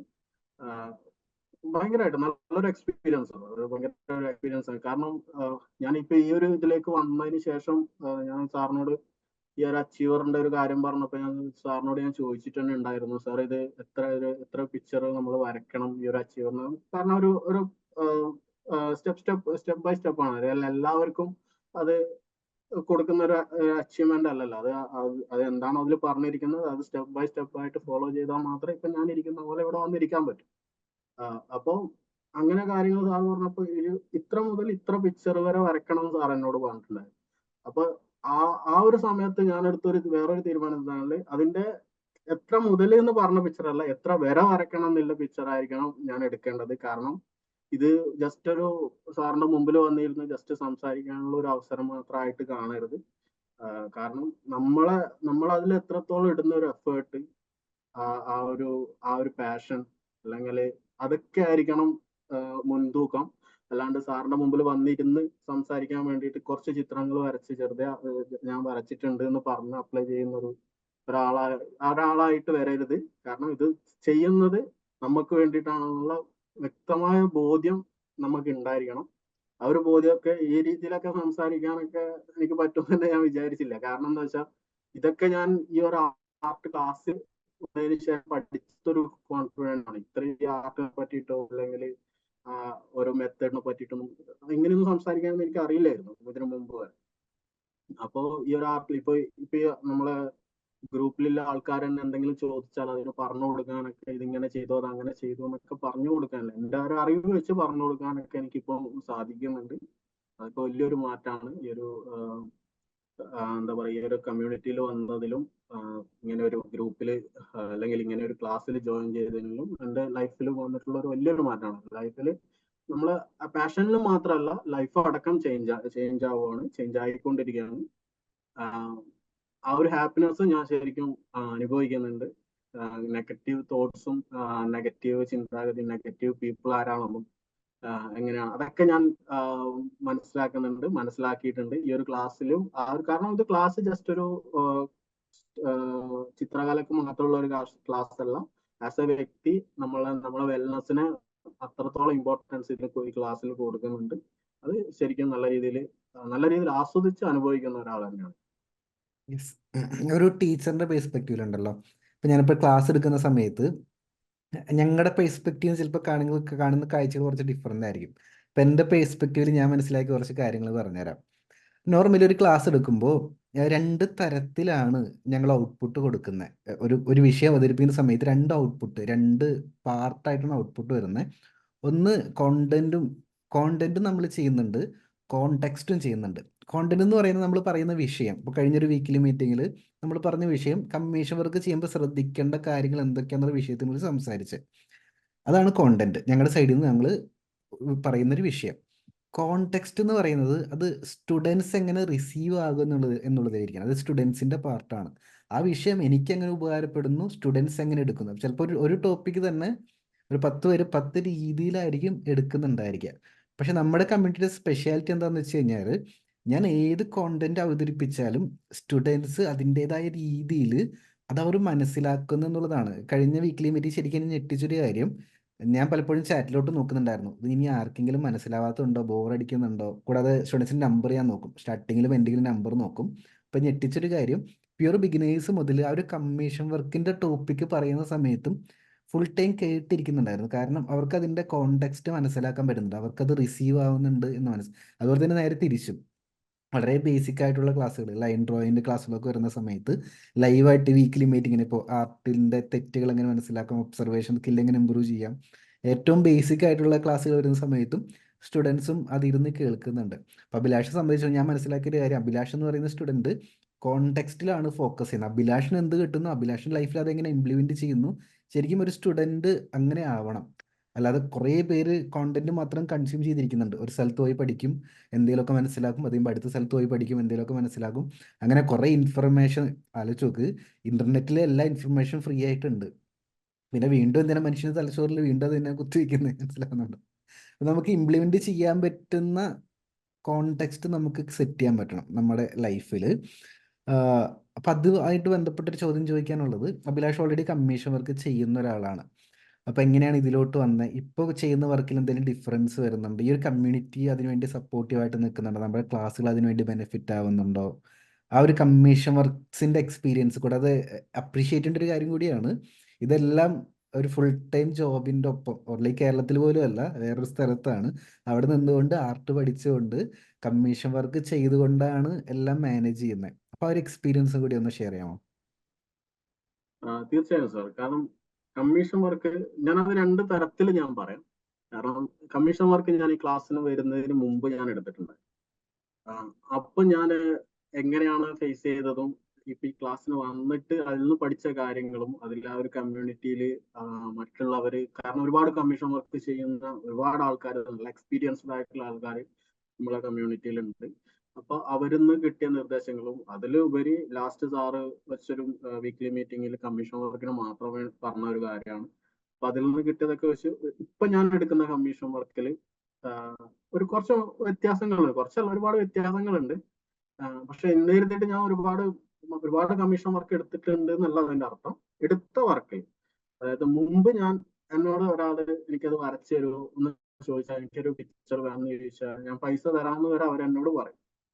പക്ഷെ ആ ടൈമിന് എനിക്കൊരു മെത്തേഡോ അല്ലെങ്കിൽ ഇന്ന മെത്തേഡിലൂടെ ഞാനത് ചെയ്യണം, അല്ലെങ്കിൽ ഇന്ന മെത്തേഡിൽ ഞാൻ സ്റ്റാർട്ട് ചെയ്ത് ഇന്ന മെത്തേഡിൽ ഞാൻ അത് എൻഡ് ചെയ്യണം എന്നൊന്നും ഒരു ധാരണ എനിക്കില്ലായിരുന്നു. അപ്പോൾ കമ്മീഷൻ വർക്ക് ഞാൻ പോർട്രേറ്റും ചെയ്തിട്ടുണ്ട്, പുറത്ത് ഈ വാൾ പെയിന്റ് ഇപ്പൊ എന്റെ പുറകിൽ കാണുന്ന പോലെ തന്നെ വാൾ പെയിന്റിങ്ങും ഞാൻ പുറത്ത് ചെയ്തിട്ടുണ്ട്. അപ്പം അതിനൊക്കെ ചെയ്യുമ്പോൾ വരയ്ക്കാൻ അറിയാം, അല്ലെങ്കിൽ വീട്ടിലെ ചുമരില് മുമ്പ് വരച്ചൊരു എക്സ്പീരിയൻസ് അത് മാത്രം വെച്ചാണ് ഞാൻ എസ് പറഞ്ഞിട്ട് പോകുന്നത് തന്നെ. പക്ഷെ എനിക്ക് വരയ്ക്കാൻ പറ്റുന്നുള്ളൊരു ഒരു കോൺഫിഡൻസ് ആണ്. കാരണം എനിക്കത് വരയ്ക്കാം. പക്ഷെ ഒരു കമ്മീഷൻ വർക്ക് എന്ന് പറയുമ്പോൾ അത് മാത്രമല്ല, അതിന്റെ കൂടെ നമ്മൾ വരയ്ക്കുന്ന പിക്ചറിന് നമ്മള് ഇപ്പൊ ഒരു ഇത് വരച്ച് അതിന് എത്ര ടൈം നമ്മൾ സ്പെൻഡ് ചെയ്യുന്നു, എന്തൊക്കെ മെറ്റീരിയൽസ് നമ്മൾ അതിന് സ്പെൻഡ് ചെയ്യുന്നു, ആ ഒരു ഇതൊക്കെ വെച്ചിട്ട് എങ്ങനെ നമ്മൾ ഒരു എമൗണ്ട് അവരോട് പറയും, അതിനൊക്കെ ഒരു കാൽക്കുലേഷനും കാര്യങ്ങളും ഒക്കെ ഉണ്ട് എന്നൊക്കെ ഞാൻ ഈ ഒരു ക്ലാസ്സിൽ വന്നതിന് ശേഷമാണ് മനസ്സിലാക്കുന്നത്. അതിന് നമ്മൾ ഈ ഒരു കമ്മീഷൻ വർക്ക് എടുക്കുമ്പോൾ ഇത്ര പെർസെൻറ്റേജ് നമ്മൾ മുൻകൂട്ടി ഒരു എമൗണ്ട് വാങ്ങണം. അത് വാങ്ങുന്നതിൽ കാരണം നമ്മൾ എന്താ പറയാ, ഈവൺ ആ കമ്മീഷൻ വർക്ക് ഇപ്പൊ ആ ക്ലയന്റിന് ഡ്രോപ്പ് ചെയ്യണമെന്ന് തോന്നിയാൽ പോലും നമ്മൾക്കൊരു നഷ്ടം വരാത്ത രീതി ആവണം. അതൊന്നും ഞാൻ മുമ്പൊന്നും ചിന്തിച്ചിട്ടേ ഇല്ല. അപ്പോ ഞാൻ മുമ്പ് എടുക്കുന്ന വെച്ചാൽ എന്തെങ്കിലും തന്നാൽ മതി, ആ രീതിയിൽ എന്നോട് ചോദിക്കുന്നവരോട് ഞാൻ പറയും എന്തെങ്കിലും തന്നാൽ മതി. കാരണം എനിക്ക് അത് എങ്ങനെ കാൽക്കുലേറ്റ് ചെയ്യാം, വരച്ചു കൊടുക്കാന്ന് വെച്ചാൽ വരച്ചു കൊടുക്കാം, അത്രേ ഉള്ളൂ. അല്ലാണ്ട് അത് എങ്ങനെ കാൽക്കുലേറ്റ് ചെയ്യാം, എങ്ങനെ എന്തൊക്കെ പറയണം, അതൊന്നും ഞാൻ ബോധേഡ് അല്ലായിരുന്നു. കാരണം അതിനെപ്പറ്റി എനിക്ക് അറിവില്ലായിരുന്നു. അതാണ് കമ്മീഷൻ വർക്ക് ചെയ്യുന്നത് കാണുന്നുണ്ട് എന്നല്ലാണ്ട് ആ കമ്മീഷൻ വർക്ക് ചെയ്ത ഒരാൾ ഇതുവരെയായിട്ട് എന്നോട് ഒരു എക്സ്പീരിയൻസ് ഇങ്ങനെയാണെന്നോ ഇന്നൊക്കെ കാര്യങ്ങളൊക്കെ ശ്രദ്ധിക്കണം എന്നൊന്നും എന്നോട് പറഞ്ഞിട്ടില്ല. അപ്പൊ അതുകൊണ്ട് തന്നെ ഞാൻ മുമ്പ് എടുക്കുന്ന കമ്മീഷൻ വർക്കിൽ എന്തെങ്കിലും ചെയ്യാന്ന് പറയും, അത് വാങ്ങും, അവര് തരുന്ന ഒരു പിക്ചർ നോക്കും, അത് വരയ്ക്കും. പക്ഷെ അവർ അന്നേരം ഒരു പെട്ടെന്ന് ഇത് എനിക്ക് ഇന്ന് തന്ന നാളെ മറ്റന്നാൾ വേണം എന്നുള്ള രീതിയിലൊക്കെ പറയാം. അപ്പൊ ഞാൻ എന്റെ കൂടുതൽ എഫേർട്ട് എടുത്തിട്ട് ഓവർനൈറ്റ് ഒക്കെ ഇരുന്ന് വരച്ചിട്ട് കൊടുക്കാൻ നോക്കും. അല്ലെങ്കിൽ ഇപ്പം പുറത്ത് ചെയ്ത പോലെ ഒരു വാൾ പെയിന്റിങ് കാര്യങ്ങളാണെങ്കിൽ ചെറിയൊരു ടൈം പീരീഡേ പറയും. ഞാൻ ആ വാൾ പെയിന്റിംഗ് ഒക്കെ ചെയ്തത് എന്റെ ഡ്യൂട്ടി കഴിഞ്ഞ് പോയിട്ട് നൈറ്റ് നിന്ന് മോർണിംഗ് വീണ്ടും ഡ്യൂട്ടി അങ്ങനെയൊക്കെ ഞാൻ ചെയ്തിട്ടുണ്ട്. കാരണം അതിനൊന്നും എനിക്കൊരു വ്യക്തമായ പ്ലാനിങ് ഇല്ല. അവരെന്നോ പറയുന്നത് അനുസരിച്ച് പോവാ, ചെയ്യുക, വരിക, അങ്ങനെ അതായിരുന്നു എന്നുള്ള. കാരണം എനിക്ക് അതിനെ പറ്റി അറിവില്ലാത്തതുകൊണ്ടാണ്. അപ്പം ആ രീതിയിൽ ചെയ്തുകൊണ്ടിരുന്ന എന്നെ അല്ല എനിക്ക് ഈ ഒരു ക്ലാസ്സിൽ ഇങ്ങനെ ഒരു കമ്മ്യൂണിറ്റിയിൽ ഇത്രയും ഗ്രൂപ്പ് ഓഫ് ആർട്ടിസ്റ്റുകൾ കൂടെ കമ്മീഷൻ വർക്കിൽ കൂടുതൽ ചെയ്യുന്ന ആൾക്കാരെ കൂടെ പിന്നെ സാറിന്റെ അടുത്തുനിന്ന് കിട്ടിയ ഇൻസ്ട്രക്ഷൻസ് അതൊക്കെ വെച്ചിട്ട് ഇപ്പൊ എനിക്ക് വ്യക്തമായിട്ട് ഒരു വർക്ക് എടുക്കുമ്പോൾ നമ്മൾ ചെയ്യേണ്ട കാര്യങ്ങൾ എന്തൊക്കെയാണ്, അതിന് ഫസ്റ്റ് സ്റ്റെപ്പ് ബൈ സ്റ്റെപ്പ് ആയിട്ട് സാറ് പറഞ്ഞു തരുന്ന എല്ലാ കാര്യങ്ങളും, ഒരു ക്ലയന്റിനെ എങ്ങനെ ഡീൽ ചെയ്യണം, അവർക്ക് എങ്ങനെ അതിനെ പറ്റിയുള്ള നോളജ് കൊടുക്കണം, എന്തൊക്കെ കാര്യങ്ങളാണ്, ഈവൻ നമ്മൾ യൂസ് ചെയ്യുന്ന പേപ്പർ ഏതാണ്, പെൻസിൽ ഏതാണ്, അങ്ങനെയുള്ള വ്യക്തമായിട്ടുള്ള ഒരു നോളജ് കസ്റ്റമറിന് കൊടുത്തതിന് ശേഷം നമ്മൾ ഒരു എമൗണ്ട് പറയുകയാണെങ്കിൽ അവർക്കും അതിനെ പറ്റിയിട്ട് വ്യക്തമായ ഒരു ധാരണ ഉണ്ടാവും. അങ്ങനെയുള്ള കാര്യങ്ങളും പിന്നെ അതെങ്ങനെയാണ് നമ്മൾ ഒരു എമൗണ്ടിലേക്ക് എത്തേണ്ടത്, നമ്മൾ ഒരു വർക്ക് ചെയ്യാനിരിക്കുമ്പം എത്ര ടൈം എടുക്കുന്നത്, വ്യക്തമായ എത്ര ടൈം നമ്മൾ അതിന് സ്പെൻഡ് ചെയ്യുന്നുണ്ട് നോട്ട് ചെയ്ത് എത്ര ടൈം എടുത്തു എന്നുള്ള കാര്യങ്ങൾ, അതിന് യൂസ് ചെയ്ത മെറ്റീരിയൽസിൽ നമ്മൾ എത്ര കോസ്റ്റ് ഇട്ടിട്ടുണ്ടെന്ന്, അങ്ങനെയുള്ള കാര്യങ്ങൾ, അങ്ങനെ ഡീറ്റെയിൽ ബൈ ഡീറ്റെയിൽ ഒരു ഒരു വർക്കിൽ ചെയ്യേണ്ട മുഴുവൻ കാര്യങ്ങളും ഞാൻ ഈ ഒരു ക്ലാസ്സിന് വന്നതിന് ശേഷമാണ് പഠിച്ചത്. അതിലെ തന്നെ ഈ ക്ലയന്റ് എന്ന് പറയുന്നത്, അല്ലെങ്കിൽ എനിക്കൊരു ചിത്രം വരച്ചു തരുമോ എന്ന് ചോദിക്കുന്നത് രണ്ട് തരത്തിലുള്ള ആൾക്കാരുണ്ട്.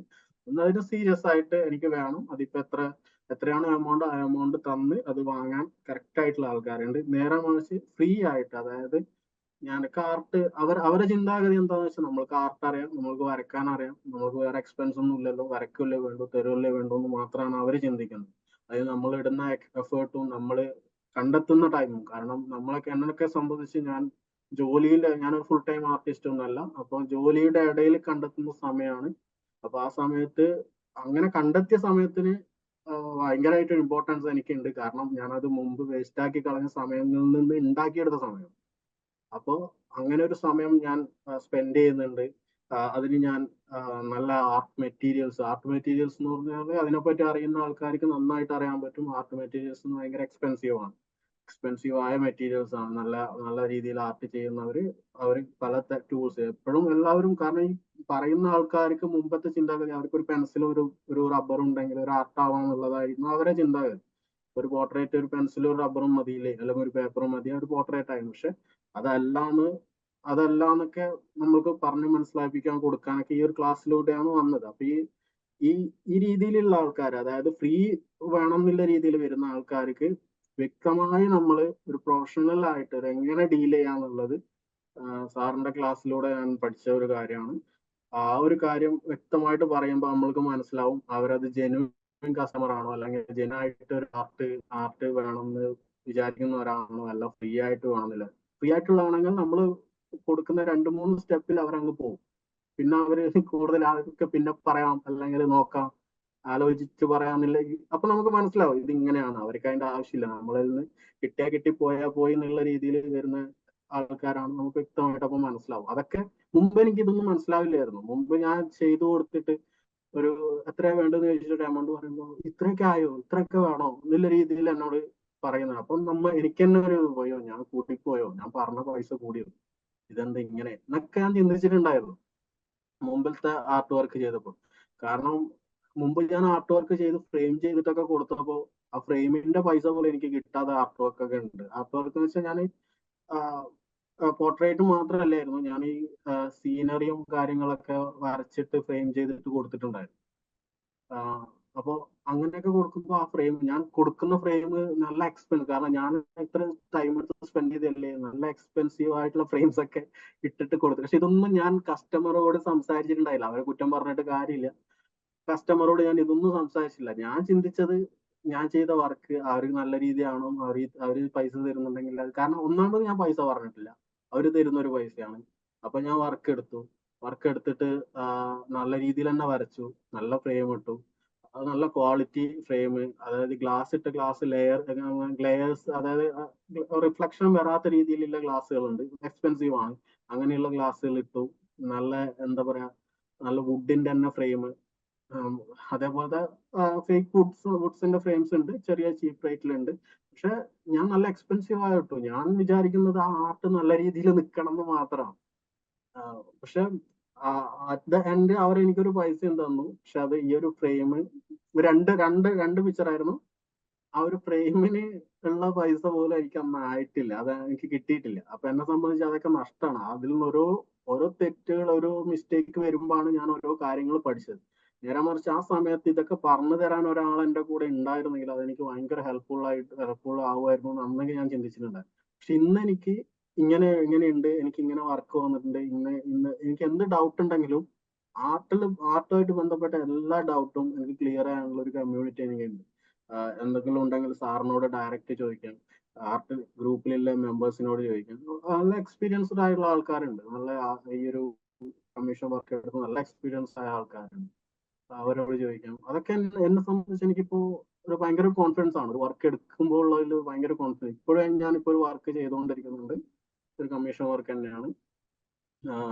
ഈ ഒരു ഒഴിവ് സമയങ്ങളിൽ അപ്പൊ എനിക്ക് കുറച്ച് കുറച്ചായിട്ട് കമ്മീഷൻ വർക്ക്സ് വരുന്നുണ്ട്. അപ്പൊ എങ്ങനെ അത് ഡീൽ ചെയ്യാന്നുള്ളതൊക്കെ ഞാൻ പഠിച്ചു വരുന്നു. ഒരുപാട് നല്ല മാറ്റങ്ങൾ കമ്മീഷൻ വർക്കിന്റെ കാര്യത്തിൽ എനിക്ക് ഉണ്ടായിട്ടുണ്ട്. അതിലൊരു ഇമ്പോർട്ടൻ്റ് പോയിന്റ് ഉണ്ട്. ആർട്ട് എന്ന് പറയുന്ന ആർട്ട് ഒരു കരിയറാക്കി മാറ്റുന്ന സമയത്ത് പ്രഡിക്റ്റബിൾ അല്ല. പല ഔട്ട്കംസ് നമ്മൾ ചെയ്യുന്നതിനനുസരിച്ച് ചിലപ്പോൾ ഒരുപാട് മിസ്റ്റേക്കുകൾ വരും, ഒരുപാട് പൈസ നഷ്ടപ്പെടും, ഒരുപാട് സമയം നഷ്ടപ്പെടും. തെറ്റ് പറ്റി തിരുത്തിയിട്ടാണ് നമ്മൾ പലപ്പോഴും പഠിക്കുന്നത്. കാരണം ഇതിനു മുമ്പ് ചെയ്തവരുടെ എക്സ്പീരിയൻസ് ആരും ഷെയർ ചെയ്യുന്നില്ല. നമുക്ക് ഒരു പ്രോപ്പർ മെൻറ്റർ എന്നുള്ള പരിപാടി ആർട്ടിൽ പലപ്പോഴും നോർമലി പറയുന്ന ആർട്ട് സ്റ്റുഡൻസിന് കിട്ടാറില്ല. അപ്പം അഭിലാഷ് എടുത്തൊരു ഡിസിഷൻ, ഈ വർഷം സ്റ്റാർട്ടിങ്ങിൽ എടുത്തൊരു ഡിസിഷൻ ഉണ്ട്. എന്താണ്? ഡയമണ്ട് മെമ്പർഷിപ്പിലോട്ട് ജോയിൻ ചെയ്യുക. നമ്മുടെ കമ്മ്യൂണിറ്റിയുടെ അകത്തെ ഏറ്റവും ടോപ്പിൽ നിൽക്കുന്ന ഒരു പ്രീമിയം ആയിട്ടുള്ള ഒരു സർവീസാണ് ഡയമണ്ട് മെമ്പർഷിപ്പ്, അഥവാ 1 ഇയർ മെൻറ്റർഷിപ്പ് എന്ന് പറയുന്ന ഒരു കാര്യം. അപ്പോൾ അതിലോട്ട് ഇപ്പോൾ അഭിലാഷ് പറയുന്ന സമയത്ത് എനിക്ക് കുറെ കൂടി റിലേറ്റ് ചെയ്യാൻ പറ്റുന്നു, എന്തുകൊണ്ടാണ് അതിലോട്ട് വന്നത് എന്നുള്ള കാര്യങ്ങൾ മനസ്സിലാക്കാൻ പറ്റുന്നുണ്ട്. പക്ഷെ പുറമെ നിൽക്കുന്ന ഒരുപാട് സ്റ്റുഡൻസിന് ഇതിൻ്റെ അകത്ത് ഡയമണ്ട് മെമ്പർഷിപ്പ് കുറച്ച് പേരിലുള്ളൂ, ഇതിൻ്റെ അകത്ത് എന്താ നടക്കുന്നതെന്ന് അറിയില്ല. എനിക്കറിയാം ഒരുപാട് പേർക്ക് ഇതിൻ്റെ അകത്ത് വരാനായിട്ട് താല്പര്യമുണ്ട്. ഒരുപാട് പേരുടെ കയ്യിൽ ആ എമൗണ്ട് എടുക്കാൻ അവരുടെ അക്കൗണ്ടിലേക്ക് എടുപ്പുമുണ്ട്. പക്ഷെ പലരുടെയും ഈ ഒരു നോൺ ആക്ഷൻ ടേക്കിംഗ് ബിഹേവിയർ എന്ന് പറയും, അല്ലെങ്കിൽ ഒരു ആക്ഷൻ എടുക്കാനുള്ള പേടി. കാരണം ആർട്ടിൽ പല പല ആക്ഷൻ എടുത്ത് ഫെയിലറായി വന്ന് നിൽക്കുന്നവരായിരിക്കും. ഇപ്പം ഈ ഒരു ആക്ഷൻ എടുത്തു കഴിഞ്ഞാൽ അവരും അതേപോലെ തന്നെ ഫെയിലിയർ ആവുമെന്ന് പേടിച്ചിട്ടായിരിക്കും പലരും ഇതിൻ്റെ അകത്ത് ജോയിൻ ചെയ്യാതെ വിട്ടിട്ടുണ്ടായിരിക്കുക. അപ്പോൾ അഭിലാഷ് ഇപ്പോൾ കുറച്ച് നാളായല്ലോ, കുറച്ച് ക്ലാസ്സുകൾ കഴിഞ്ഞ് നമ്മുടെ സ്റ്റാർട്ടിംഗ് ആണ്, എന്നിരുന്നാൽ കൂടി ആ ഒരു പാറ്റേൺ ഒക്കെ മനസ്സിലായിട്ടുണ്ടാവും. ഓൾറെഡി ഒരു ഒരു ഒരു ഒരു ക്ലോസ്ഡ് ആയിട്ടുള്ള മെമ്പർഷിപ്പ് കമ്മ്യൂണിറ്റി നമുക്കുണ്ട്, ഡയമണ്ട് മെമ്പേഴ്സിൻ്റെ മാത്രം ഒരു കമ്മ്യൂണിറ്റി ഉണ്ട്. അപ്പം അതിൻ്റെ അകത്തൂടെ പോകുമ്പോൾ നോർമലി നമ്മുടെ ആ ഒരു ലെവൽ 1 അല്ലെങ്കിൽ സിൽവർ മെമ്പർഷിപ്പിൽ കിട്ടാത്ത എന്ത് ഡിഫറൻസ് ആണ് ഇവിടെ ഞാനുമായിട്ട് ഡയറക്റ്റ്ലി കമ്മ്യൂണിക്കേറ്റ് ചെയ്യുന്ന സമയത്ത്, അല്ലെങ്കിൽ നമ്മൾ ഒരുമിച്ച് എല്ലാ സാറ്റർഡേയ്സ് ഇരിക്കുന്നു, സെപ്പറേറ്റ് വാട്സപ്പ് ഗ്രൂപ്പിൽ ഒരുപാട് ആക്ടിവിറ്റീസ് ചെയ്യുന്നു, അതൊക്കെ ചെയ്യുന്ന സമയത്ത് എന്ത് ഡിഫറൻസ് ആണ് ഇതിൻ്റെ അകത്ത്, ഡയമണ്ട് മെമ്പർഷിപ്പിൻ്റെ അകത്ത് അഭിലാഷിന് തോന്നുന്നത്? ഡയമണ്ട് മെമ്പർഷിപ്പിലേക്ക് ഞാൻ വന്നത് തന്നെ എന്താ പറയാ, ഒരുപാട് പ്രാവശ്യം ചിന്തിച്ചിട്ടുണ്ട്. അതിലേക്ക് ഞാൻ വന്നപ്പോൾ ഞാൻ ഒരുപാട് പ്രാവശ്യം ചിന്തിച്ചിട്ടുണ്ട്. ഞാൻ പക്ഷെ ആ ചിന്തിച്ചത് ഞാൻ കൂടുതൽ പേരുമായിട്ട് ഡിസ്കസ് ചെയ്തിട്ട്. കാരണം വേറെ ഒന്നുമല്ല, ഞാൻ ഇപ്പൊ വൈഫ് അങ്ങനെയുള്ള കുറച്ച് പേരെന്ന് വെച്ചാൽ കുറച്ച് പേരില്ല ആക്ച്വലി. അത് 2 പേര്, ഞാനും അവളും മാത്രം നല്ല രീതിയിൽ മാത്രം എടുത്തത്. കാരണം ഞാനത് ചിലപ്പം കൂടുതൽ പേരിലോട് ചോദിച്ചിട്ടുണ്ടെങ്കിൽ ഞാൻ ആ ഡയമണ്ട് മെമ്പർഷിപ്പ് എടുക്കില്ലായിരുന്നു. കാരണം പക്ഷെ ഞാൻ ആർട്ട് കമ്മ്യൂണിറ്റിയിലുള്ള കുറച്ച് എനിക്ക് പേഴ്സണലി അറിയുന്ന കുറച്ച് പേര് എന്നോട് പറ്റുമെങ്കിൽ എടുത്തോന്ന് പറഞ്ഞവരുണ്ട്. അപ്പോൾ ഞാൻ ആ ഒരു തീരുമാനം എടുത്ത് ഞാൻ വന്നത് ഈ ഒരു മെമ്പർഷിപ്പ് എടുത്തിട്ട് ഈ മെമ്പർഷിപ്പിലേക്ക് കടന്നിട്ടുണ്ടായിരുന്നത്, എന്നെ സംബന്ധിച്ച് എനിക്കൊരു ലക്ഷ്യമുണ്ട്. പക്ഷെ ചില സാഹചര്യങ്ങൾ കൊണ്ട് അത് ഞാൻ മാറ്റിവെച്ച ഒരാളായിരുന്നു. എനിക്ക് ആ ലക്ഷ്യം, കാരണം ഞാനിപ്പം എന്റെ ലക്ഷ്യത്തിലൂടെയാണ് ഞാൻ പോകുന്നതെന്നൊന്നും ഞാൻ പറയുന്നത്, കാരണം എന്റെ ലക്ഷ്യത്തിലൂടെയല്ല. പക്ഷെ എനിക്ക് ചില സാഹചര്യങ്ങൾ കൊണ്ട് എന്റെ ലക്ഷ്യം ഞാൻ മാറ്റിവെച്ച ഒരാളായിരുന്നു. പക്ഷെ ഈ ഒരു മെമ്പർഷിപ്പ് ഞാൻ എടുക്കാൻ കാരണം സാറ് തരുന്ന ആ ഒരു മോട്ടിവേഷനും, നിങ്ങൾ എന്താണോ വിചാരിക്കുന്നത്, നിങ്ങൾ എന്താണോ ആഗ്രഹിക്കുന്നത്, വ്യക്തമായിട്ടുള്ള ഒരു പ്ലാനും കാര്യങ്ങളും നിങ്ങൾക്ക് ഇംപ്ലിമെന്റ് ചെയ്യാൻ പറ്റുമെങ്കിൽ ആ ഒരു ലക്ഷ്യത്തിലേക്ക് നിങ്ങൾ എത്തിച്ചേരും എന്നുള്ള ആ ഒരു മെസ്സേജ്, അത് തന്നെയാണ്, ആ ഒരു കാര്യം തന്നെയാണ് കാരണം ഞാൻ ഇൻവെസ്റ്റ് ചെയ്യുന്നുണ്ട്. ഇതിപ്പോ ഞാൻ ഈ ഒരു മെമ്പർഷിപ്പ് എടുത്തിട്ടുണ്ടെങ്കിൽ ഞാനത് എന്നിലേക്ക് ഇൻവെസ്റ്റ് ചെയ്തതാണ്. എന്നിലേക്ക് ഞാൻ ഇൻവെസ്റ്റ് ചെയ്യാന്ന് വെച്ചാൽ നല്ല ഡ്രസ്സ് വാങ്ങാം, ഫോൺ വാങ്ങാം, അങ്ങനെയൊക്കെ ആയിരുന്നു എന്നിലേക്കുള്ള ഇൻവെസ്റ്റ്മെന്റ്. അത് പക്ഷെ ഒരിക്കലും എൻ്റെ ഒരു ലക്ഷ്യങ്ങളിലേക്ക് എത്താൻ വേണ്ടിയിട്ടുള്ള ഒരു ഇൻവെസ്റ്റ്മെന്റ് അല്ല. എന്റെ ലക്ഷ്യങ്ങളിലേക്ക് എത്താൻ വേണ്ടിയിട്ട് ഞാൻ ഒന്നും ഇൻവെസ്റ്റ് ചെയ്തിട്ടില്ല. കാരണം ഞാൻ മറ്റുള്ള കാര്യങ്ങൾക്ക് വേണ്ടി ഞാൻ ഒരുപാട് എന്നല്ല, ഇപ്പം പറ്റൂലെങ്കിൽ പോലും അത് ആവശ്യമുള്ളതാണെങ്കിൽ ഞാൻ അത് ചെയ്യാറുണ്ട്. ഇപ്പൊ ഫാമിലിക്ക് വേണ്ടിയിട്ടായാലും ബാക്കി എല്ലാവരും. പക്ഷെ എനിക്ക് വേണ്ടിയിട്ട് ഞാനൊന്നും അങ്ങനെ ചെയ്തിട്ടില്ല.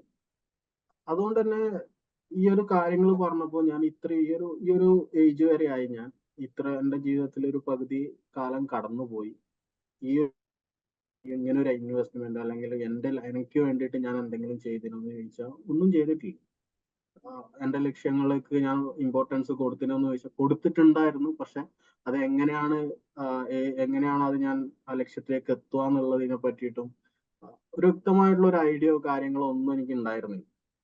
പക്ഷെ ലക്ഷ്യം ഉണ്ടോന്ന് ചോദിച്ചാൽ ലക്ഷ്യമുണ്ട്, അതിലെത്തണമെന്നുള്ള ആഗ്രഹം ഉണ്ടോ ചോദിച്ചാൽ ആഗ്രഹമുണ്ട്. പക്ഷെ ഒരാള് നമ്മളിലേക്ക് ഇങ്ങനെ കൈപിടിക്കും, അങ്ങനെ എല്ലാവർക്കും പ്രതീക്ഷിക്കാനൊന്നും പറ്റില്ല. എങ്കിലും ഞാൻ പറയാണ്, ഒരു പുഷ്, അല്ലെങ്കിൽ നമുക്കൊരു പുഷ് വേണ്ട, ജീവിതത്തിൽ വേണ്ട ഒരു സ്ഥലങ്ങളുണ്ടാവും. ആ ഒരു പുഷ് ഉണ്ടെങ്കിൽ നമുക്ക് അതിലേക്ക് എത്തിച്ചേരാൻ പറ്റും. അതിപ്പോ ചിലപ്പോ നമ്മളെ കൂടെയുള്ള ഒരു കൂട്ടുകാരനാവും, അല്ലെങ്കിൽ നമ്മളെ കൂടുതൽ അറിയും, നമ്മളിപ്പോ സാറിനെ പോലെ ഒരു സാറാവും, അല്ലെങ്കിൽ വൈഫാവും, അമ്മയാവും, അച്ഛൻ ആരും ആവാം. പക്ഷെ ആ ഒരു പുഷിന് വേണ്ടിയിട്ടുള്ള ഒരു ടൈം ഉണ്ട്. എനിക്ക് എന്നെ സംബന്ധിച്ച് എനിക്ക് ഈ ഒരു മെമ്പർഷിപ്പിലേക്ക് ഞാൻ വന്നത്, എനിക്ക് അങ്ങനെ ഒരു സപ്പോർട്ട് കിട്ടും എന്നുള്ള വ്യക്തമായിട്ടുള്ള ഒരു ധാരണ കൊണ്ട് തന്നെ. കാരണം ഞാൻ വന്നിരിക്കുന്നത് എനിക്ക് അറിയാത്ത ഒരാളുടെ അടുത്തേക്കല്ല. ഞാൻ സാറിന്റെ കീഴിൽ മെമ്പർഷിപ്പ് എടുത്തിട്ടുണ്ടായിരുന്നു ഞാൻ അറിയാത്തവരെ. കാരണം സാറിന്റെ ഡെഡിക്കേഷനും സാർ എങ്ങനെ ഇവിടെ എത്തിയെന്നും ഏത് തരത്തിലൂടെ ഏതൊക്കെ മേഖലയിലൂടെ എന്ന് എഴുതിയിട്ട് എല്ലാ സ്ഥലങ്ങളിലും ജയിച്ചു വന്ന ഒരാളെന്നല്ല, സാർ തോൽവിയിലൂടെ ജയിച്ച് വന്നുകൊണ്ടിരിക്കുന്ന ഒരാളാണ്. ഒരുപാട് കാര്യങ്ങൾ അതുകൊണ്ട് തന്നെ ഭയങ്കര എക്സ്പീരിയൻസ് ആയ ഒരാളാണ്. അപ്പം സാറിന്റെ കൂടെ സാറിന്റെ ക്ലാസ്സുകളും വീക്കിലി മീറ്റിംഗ് സാറിനോട് സംസാരിച്ചിരിക്കുമ്പോൾ നമ്മൾ കിട്ടുന്ന ആ ഒരു കോൺഫിഡൻസ്, അത് ആ ഗ്രൂപ്പിലുള്ള എല്ലാവർക്കും അറിയാം. പക്ഷെ ആ ഒരു ഇതിൽ നിന്ന് നമ്മൾക്ക് സെപ്പറേറ്റ് ആയിട്ട് സാറിനോട് നമ്മളെ കാര്യങ്ങൾ പറയാനും സാറിന്റെ ഒരു മെന്റർഷിപ്പ് കിട്ടാനും അങ്ങനെ ഒരു അവസരം എന്ന് പറയുന്നത് ഒരു വലിയൊരു കാര്യമായിട്ടാണ് ഞാൻ കാണുന്നത്. കാരണം ആ ഒരു ടൈമില് നമ്മളെ ശരിയായി മനസ്സിലാക്കി നമ്മൾ ശരിയായി ഗൈഡ് ചെയ്യാനുള്ള ഒരാള് നമ്മളെ കൂടെ ഉള്ളത് പോലെ, അത് മുമ്പേ കുറച്ചും കൂടി മുമ്പേ ഉണ്ടായിരുന്നെങ്കിൽ ഞാൻ ചിലപ്പോൾ വേറൊരു തരത്തിലേക്ക് ഞാൻ എത്തിയിട്ടുണ്ടാവും എന്ന് ഞാൻ വിശ്വസിക്കുന്നു. കാരണം ആ ഒരു ഗ്രൂപ്പിൽ എന്ന് വെച്ചാൽ നമ്മൾ എന്താണ് നമ്മൾ ഇതുവരെയുള്ളത് വെച്ച് നോക്കുകയാണെങ്കിൽ നമ്മളിൽ ഒഴിവാക്കപ്പെടേണ്ട ഒരുപാട് കാര്യങ്ങളുണ്ട് നമ്മൾക്ക് ലക്ഷ്യത്തിലേക്ക് എത്തുന്നതിന് മുമ്പ്. അപ്പോൾ അങ്ങനെയുള്ള കാര്യങ്ങൾ എന്താണെന്ന് വൺ ബൈ വൺ ആയിട്ട് നമ്മൾ ഒഴിവാക്കുന്നത് എങ്ങനെയാണെന്ന്. കാരണം നമുക്കറിയാം, നമുക്കൊരു നെഗറ്റീവ് ചിന്താഗതി ഉണ്ടെങ്കിൽ നമ്മൾ ഒരു ലക്ഷ്യത്തിലേക്ക് എത്തൂല എന്ന് എല്ലാവർക്കും അറിയാം. പക്ഷെ അതിനൊരു മെത്തേഡ് ഉണ്ട്, എങ്ങനെ നമ്മൾ നെഗറ്റീവ് ചിന്താഗതി ഒഴിവാക്കാന്നുള്ള ഒരു മെത്തേഡ് ഉണ്ട്. അങ്ങനെയുള്ള കാര്യങ്ങളൊക്കെ നമ്മൾ ഈ ഒരു ഗ്രൂപ്പിലൂടെ ഡിസ്കസ് ചെയ്യുമ്പോഴും അത് ഇംപ്ലിമെന്റ് ചെയ്യുമ്പോഴും ഒരുപാട് ഒരുപാട് മാറ്റങ്ങൾ ലൈഫിൽ ചിലപ്പം എന്താ പറയാ, ഈവൻ എന്റെ പെരുമാറ്റത്തിൽ പോലും നല്ലൊരു മാറ്റങ്ങൾ വന്നുകൊണ്ടിരിക്കുന്നുണ്ട്. കംപ്ലീറ്റ് ആയിട്ട് വന്നു എന്നല്ല, കാരണം ചേർന്നിട്ട് ഇപ്പൊ ഇത്രേ ഉള്ളൂ. പക്ഷെ ഇത്ര കുറച്ചൊരു മീറ്റിങ്ങിലൂടെ തന്നെ എനിക്ക് റിഫ്ലക്ട് ചെയ്യുന്നുണ്ട്, എന്റെ കൂടെ ഉള്ളവർക്ക് അത് റിഫ്ലക്ട് ആവുന്നു. അത് വലിയൊരു കാര്യമാണ്. കാരണം എന്റെ കൂടെ ഉള്ളവര് ഇങ്ങനെയൊക്കെ മാറ്റങ്ങൾ ഉണ്ടല്ലോ, ഇതെന്താ മുമ്പ് ഇങ്ങനെ ഒന്നും ആയിരുന്നില്ലല്ലോ, ഇപ്പൊ ഇങ്ങനെ ആയല്ലോ, അങ്ങനെയുള്ളതൊക്കെ എനിക്ക് ഇപ്പൊ വരുന്നുണ്ട്. വൈഫിന്റെ എക്സ്പീരിയൻസ് ഒന്ന് ഷെയർ ചെയ്തു. വൈഫ് പറഞ്ഞ വൈഫിന്റെ ഒരു എക്സ്പീരിയൻസ് ഉണ്ട്. കാരണം നമ്മളങ്ങനെ വലിയ അടിയാവുന്ന അങ്ങനെ കൂട്ടത്തിലൊന്നല്ല, എങ്കിലും ചില അങ്ങോട്ടും ഇങ്ങോട്ടുള്ള മിസ്അണ്ടർസ്റ്റാൻഡിങ്ങിൽ ചില കാര്യങ്ങൾ അങ്ങോട്ടും ഇങ്ങോട്ടൊക്കെ പറയും. ചിലപ്പോ എന്റെ വർക്ക് പ്രഷറും കാര്യങ്ങളൊക്കെ കൊണ്ടായിരിക്കും. കാരണം ഞാൻ വർക്കിന്റെ അടുത്ത് വെച്ചിട്ട് വിടുന്ന വർക്കിന്റെ പ്രഷർ അവിടെ വെച്ചിട്ട് വിടുന്ന ഒരാളായിരുന്നില്ല. അത് കൂടെ വരും, റൂമിലിരിക്കും, അതേ പ്രഷറിലിരിക്കും, തിരിച്ചു വീണ്ടും പോകും, അങ്ങനെ ഒരാളാണ്. അപ്പൊ അതിന്റെ ഇടയിൽ സംസാരിക്കുമ്പോ ഒക്കെ ചെറിയ ചെറിയ കാര്യങ്ങൾ, ഇതെന്തിനാ ഈ ചെറിയൊരു കാര്യം, പക്ഷെ അവരെ സംബന്ധിച്ച് അത് ഇമ്പോർട്ടന്റ് ആണ്. അവര് നമ്മളോട് സ്പെൻഡ് ചെയ്യുന്ന, ഇപ്പൊ എന്റെ വൈഫാകുമ്പോൾ അവര് നമ്മളോട് സ്പെൻഡ് ചെയ്യുന്ന ടൈം അവർക്ക് ഇമ്പോർട്ടന്റ് ആണ്. പക്ഷെ അത് മനസ്സിലാക്കാനുള്ള ഒരു ടൈം, മനസ്സിലാക്കാനുള്ള ഒരു ഇത് അന്ന് എനിക്ക് ഉണ്ടായിരുന്നില്ല. എന്ന് വെച്ചാൽ അന്ന് ഞാൻ എന്റെ പ്രശ്നങ്ങളായിരുന്നു എനിക്ക് പ്രശ്നങ്ങൾ എന്നുള്ള രീതിയിൽ ചിന്തിച്ചു. കാരണം അവരുമായിട്ട് ഞാൻ കമ്പയർ ചെയ്യും. അത്രയല്ലേ ഉള്ളൂ, അതിനെക്കാട്ടും പ്രശ്നം എനിക്കുണ്ടല്ലോ, അപ്പൊ ഇവളെന്തിനാണ് ഇങ്ങനെ, ആ രീതിയിൽ അങ്ങനെയുള്ള ചെറിയ ചെറിയ പ്രശ്നങ്ങളൊക്കെ ഉണ്ടായിരുന്നു. അപ്പം അങ്ങനെ പോയിക്കൊണ്ടിരിക്കുന്ന നമ്മളിപ്പോ ഒരു PPT ചലഞ്ച് നമ്മളിപ്പോ ചെയ്തുകൊണ്ടിരിക്കുന്നു, 21 ഡേയ്സിന്റെ. അപ്പൊ ആ ഒരു ചലഞ്ചിലാണ് എനിക്കൊരു വലിയൊരു വ്യത്യാസം എനിക്ക് തോന്നിയിട്ടുള്ളത്. കാരണം എന്റെ നെഗറ്റീവ് ചിന്താഗതികളൊക്കെ ഒരുപാട് മാറിപ്പോയിട്ടുണ്ട്. അപ്പൊ ഇതിനിടയിൽ മുമ്പ് നടന്നുകൊണ്ടിരുന്ന ഒരു സിറ്റുവേഷൻ തന്നെ ഇതിനിടയിലേക്ക് കയറി വന്നിട്ടുണ്ടായിരുന്നു. അപ്പൊ ഞാൻ അതിനെ ഡീൽ ചെയ്ത രീതി, അതായത് അത് ആ ക്ലാസ്സിലൂടെ എനിക്ക് കിട്ടിയത് തന്നെയാണ്. നെഗറ്റീവ് ആണെന്ന് നമുക്ക് തോന്നിക്കഴിഞ്ഞാൽ നമ്മൾ ഒന്നുകിൽ അവിടെ നിന്ന് മാറി നിൽക്കുക, അല്ലെങ്കിൽ അതിനൊരു ആക്ഷൻ എടുക്കാണ്ട്. ആ കാര്യം അതായത് നമ്മുടെ മൈൻഡ് നമ്മളോട് തന്നെ പറയാം, അത് വരുന്നത് നെഗറ്റീവ് ആണ്, അതിന് റിപ്ലൈ ചെയ്യരുത്. അങ്ങനെയൊക്കെ ആ രീതിയൊക്കെ ഇപ്പൊ ഞാൻ റിയലൈസ് ചെയ്യുന്നുണ്ട് അങ്ങനെ പറയുന്നത്. അതുകൊണ്ട് തന്നെ ഈ ചെറിയൊരു ഇൻസിഡന്റ് ഉണ്ടായപ്പോ, വൈഫായിട്ടുള്ള ചെറിയ ഇൻസിഡന്റ് ഉണ്ടായപ്പോ ഞാൻ മിണ്ടാണ്ട് നിന്നു. സാരില്ല, ഞാൻ പിന്നെ പറയാം, ഇതാക്കാം, ആള് പറയുന്നത് കേട്ട് നിന്നു. അതങ്ങ് സ്മൂത്ത് ആയിട്ട് പോയി. പിറ്റേന്ന് രാവിലെ സ്മൂത്ത് ആയിട്ട് പോയെന്ന് വെച്ചാൽ അവളെ ദേഷ്യത്തിൽ അന്നേരം പറയുന്ന കുറച്ച് കാര്യങ്ങളൊക്കെ അവള് പോയി. അവള് പിന്നെയാണ് എന്നോട് പറയുന്നത്, ഞാനത് പറയുന്നത് ചിരിച്ചോണ്ടാ പറഞ്ഞത്. കാരണം അവൾ എന്നെ ചൂടാക്കണം എന്നായിരുന്നു അവളത്. എന്നെ എങ്ങനെയെങ്കിലും ഒന്ന് ട്രിഗർ ചെയ്യണം, എന്റെ ഇതിങ്ങനെ പുറത്തേക്ക് എടുക്കണം, ആ രീതിയായിരുന്നു അവള് വിചാരിച്ചു. പക്ഷെ ഞാൻ അത് സ്മൂത്ത് ആയിട്ട് ഹാൻഡിൽ ചെയ്തു. അപ്പൊ പിറ്റേന്ന് അവള് വിളിക്കുമ്പോ എന്നോട് പറഞ്ഞു, ചിരിച്ചോണ്ട് തന്നെയാ പറയുന്നത്, ഇന്നലത്തെ സിറ്റുവേഷൻ ഇങ്ങനെയെല്ലാം ഉണ്ടായിരുന്നു, ഇങ്ങനെയെല്ലാം ഉണ്ടായിട്ട് ഇതെങ്ങനെ, അത് നല്ല രീതിയിൽ ഹാൻഡിൽ ചെയ്തപ്പോ ഞാൻ പറഞ്ഞു, അത് ഞാൻ ആ PPT ചാലഞ്ച് ചെയ്യുന്നുണ്ട്, അതിലൂടെ എനിക്കിപ്പോ മനസ്സിലായി അത് നെഗറ്റീവാണ്, ഞാൻ ഒഴിവാക്കിയെന്ന് പറഞ്ഞു. അപ്പൊ അവൾ എന്നോട് പറയാ, ഇതേപോലെ തന്നെയാണ് മുമ്പ് ഉണ്ടായിട്ടുണ്ടായിരുന്നത്, അത് എനിക്കത് മനസ്സിലാക്കാൻ അന്ന് എനിക്ക് പറ്റിയിട്ടില്ല. അതിന് ഇപ്പൊ മനസ്സിലാക്കി തരാൻ വേണ്ടിയിട്ട് ഇപ്പൊ ഒരു സച്ചിൻ സാർ അവിടെ വേണ്ടി വന്നു എന്നുള്ള കാര്യം അവൾ എന്നോട് പറഞ്ഞതാണ്. അപ്പോ അതൊരു നല്ലൊരു എക്സ്പീരിയൻസ് ആണ്. കാരണം ആ മാറ്റം എനിക്കല്ല, മറ്റുള്ളവർക്ക് അത് റിഫ്ലക്ട് ആവുന്നുണ്ട്. എന്റെ കൂടെ നിൽക്കുന്നവർക്ക്, എല്ലാവർക്കും ഒന്നും ഞാൻ പറയുന്നില്ല, എന്റെ കൂടെ നിൽക്കുന്നവർക്ക് ആ ഒരു മാറ്റം റിഫ്ലക്ട് ആവുന്നുണ്ട്. അത് നല്ലൊരു എന്താ പറയാ, നല്ലൊരു തീരുമാനമാണ് ഞാൻ എടുത്തു എന്ന് എനിക്ക് തോന്നുന്നുണ്ട്. ആ, കാരണം ഒരുപാട് കാര്യങ്ങളെ പറ്റി എനിക്ക് പഠിക്കാൻ പറ്റുന്നുണ്ട്.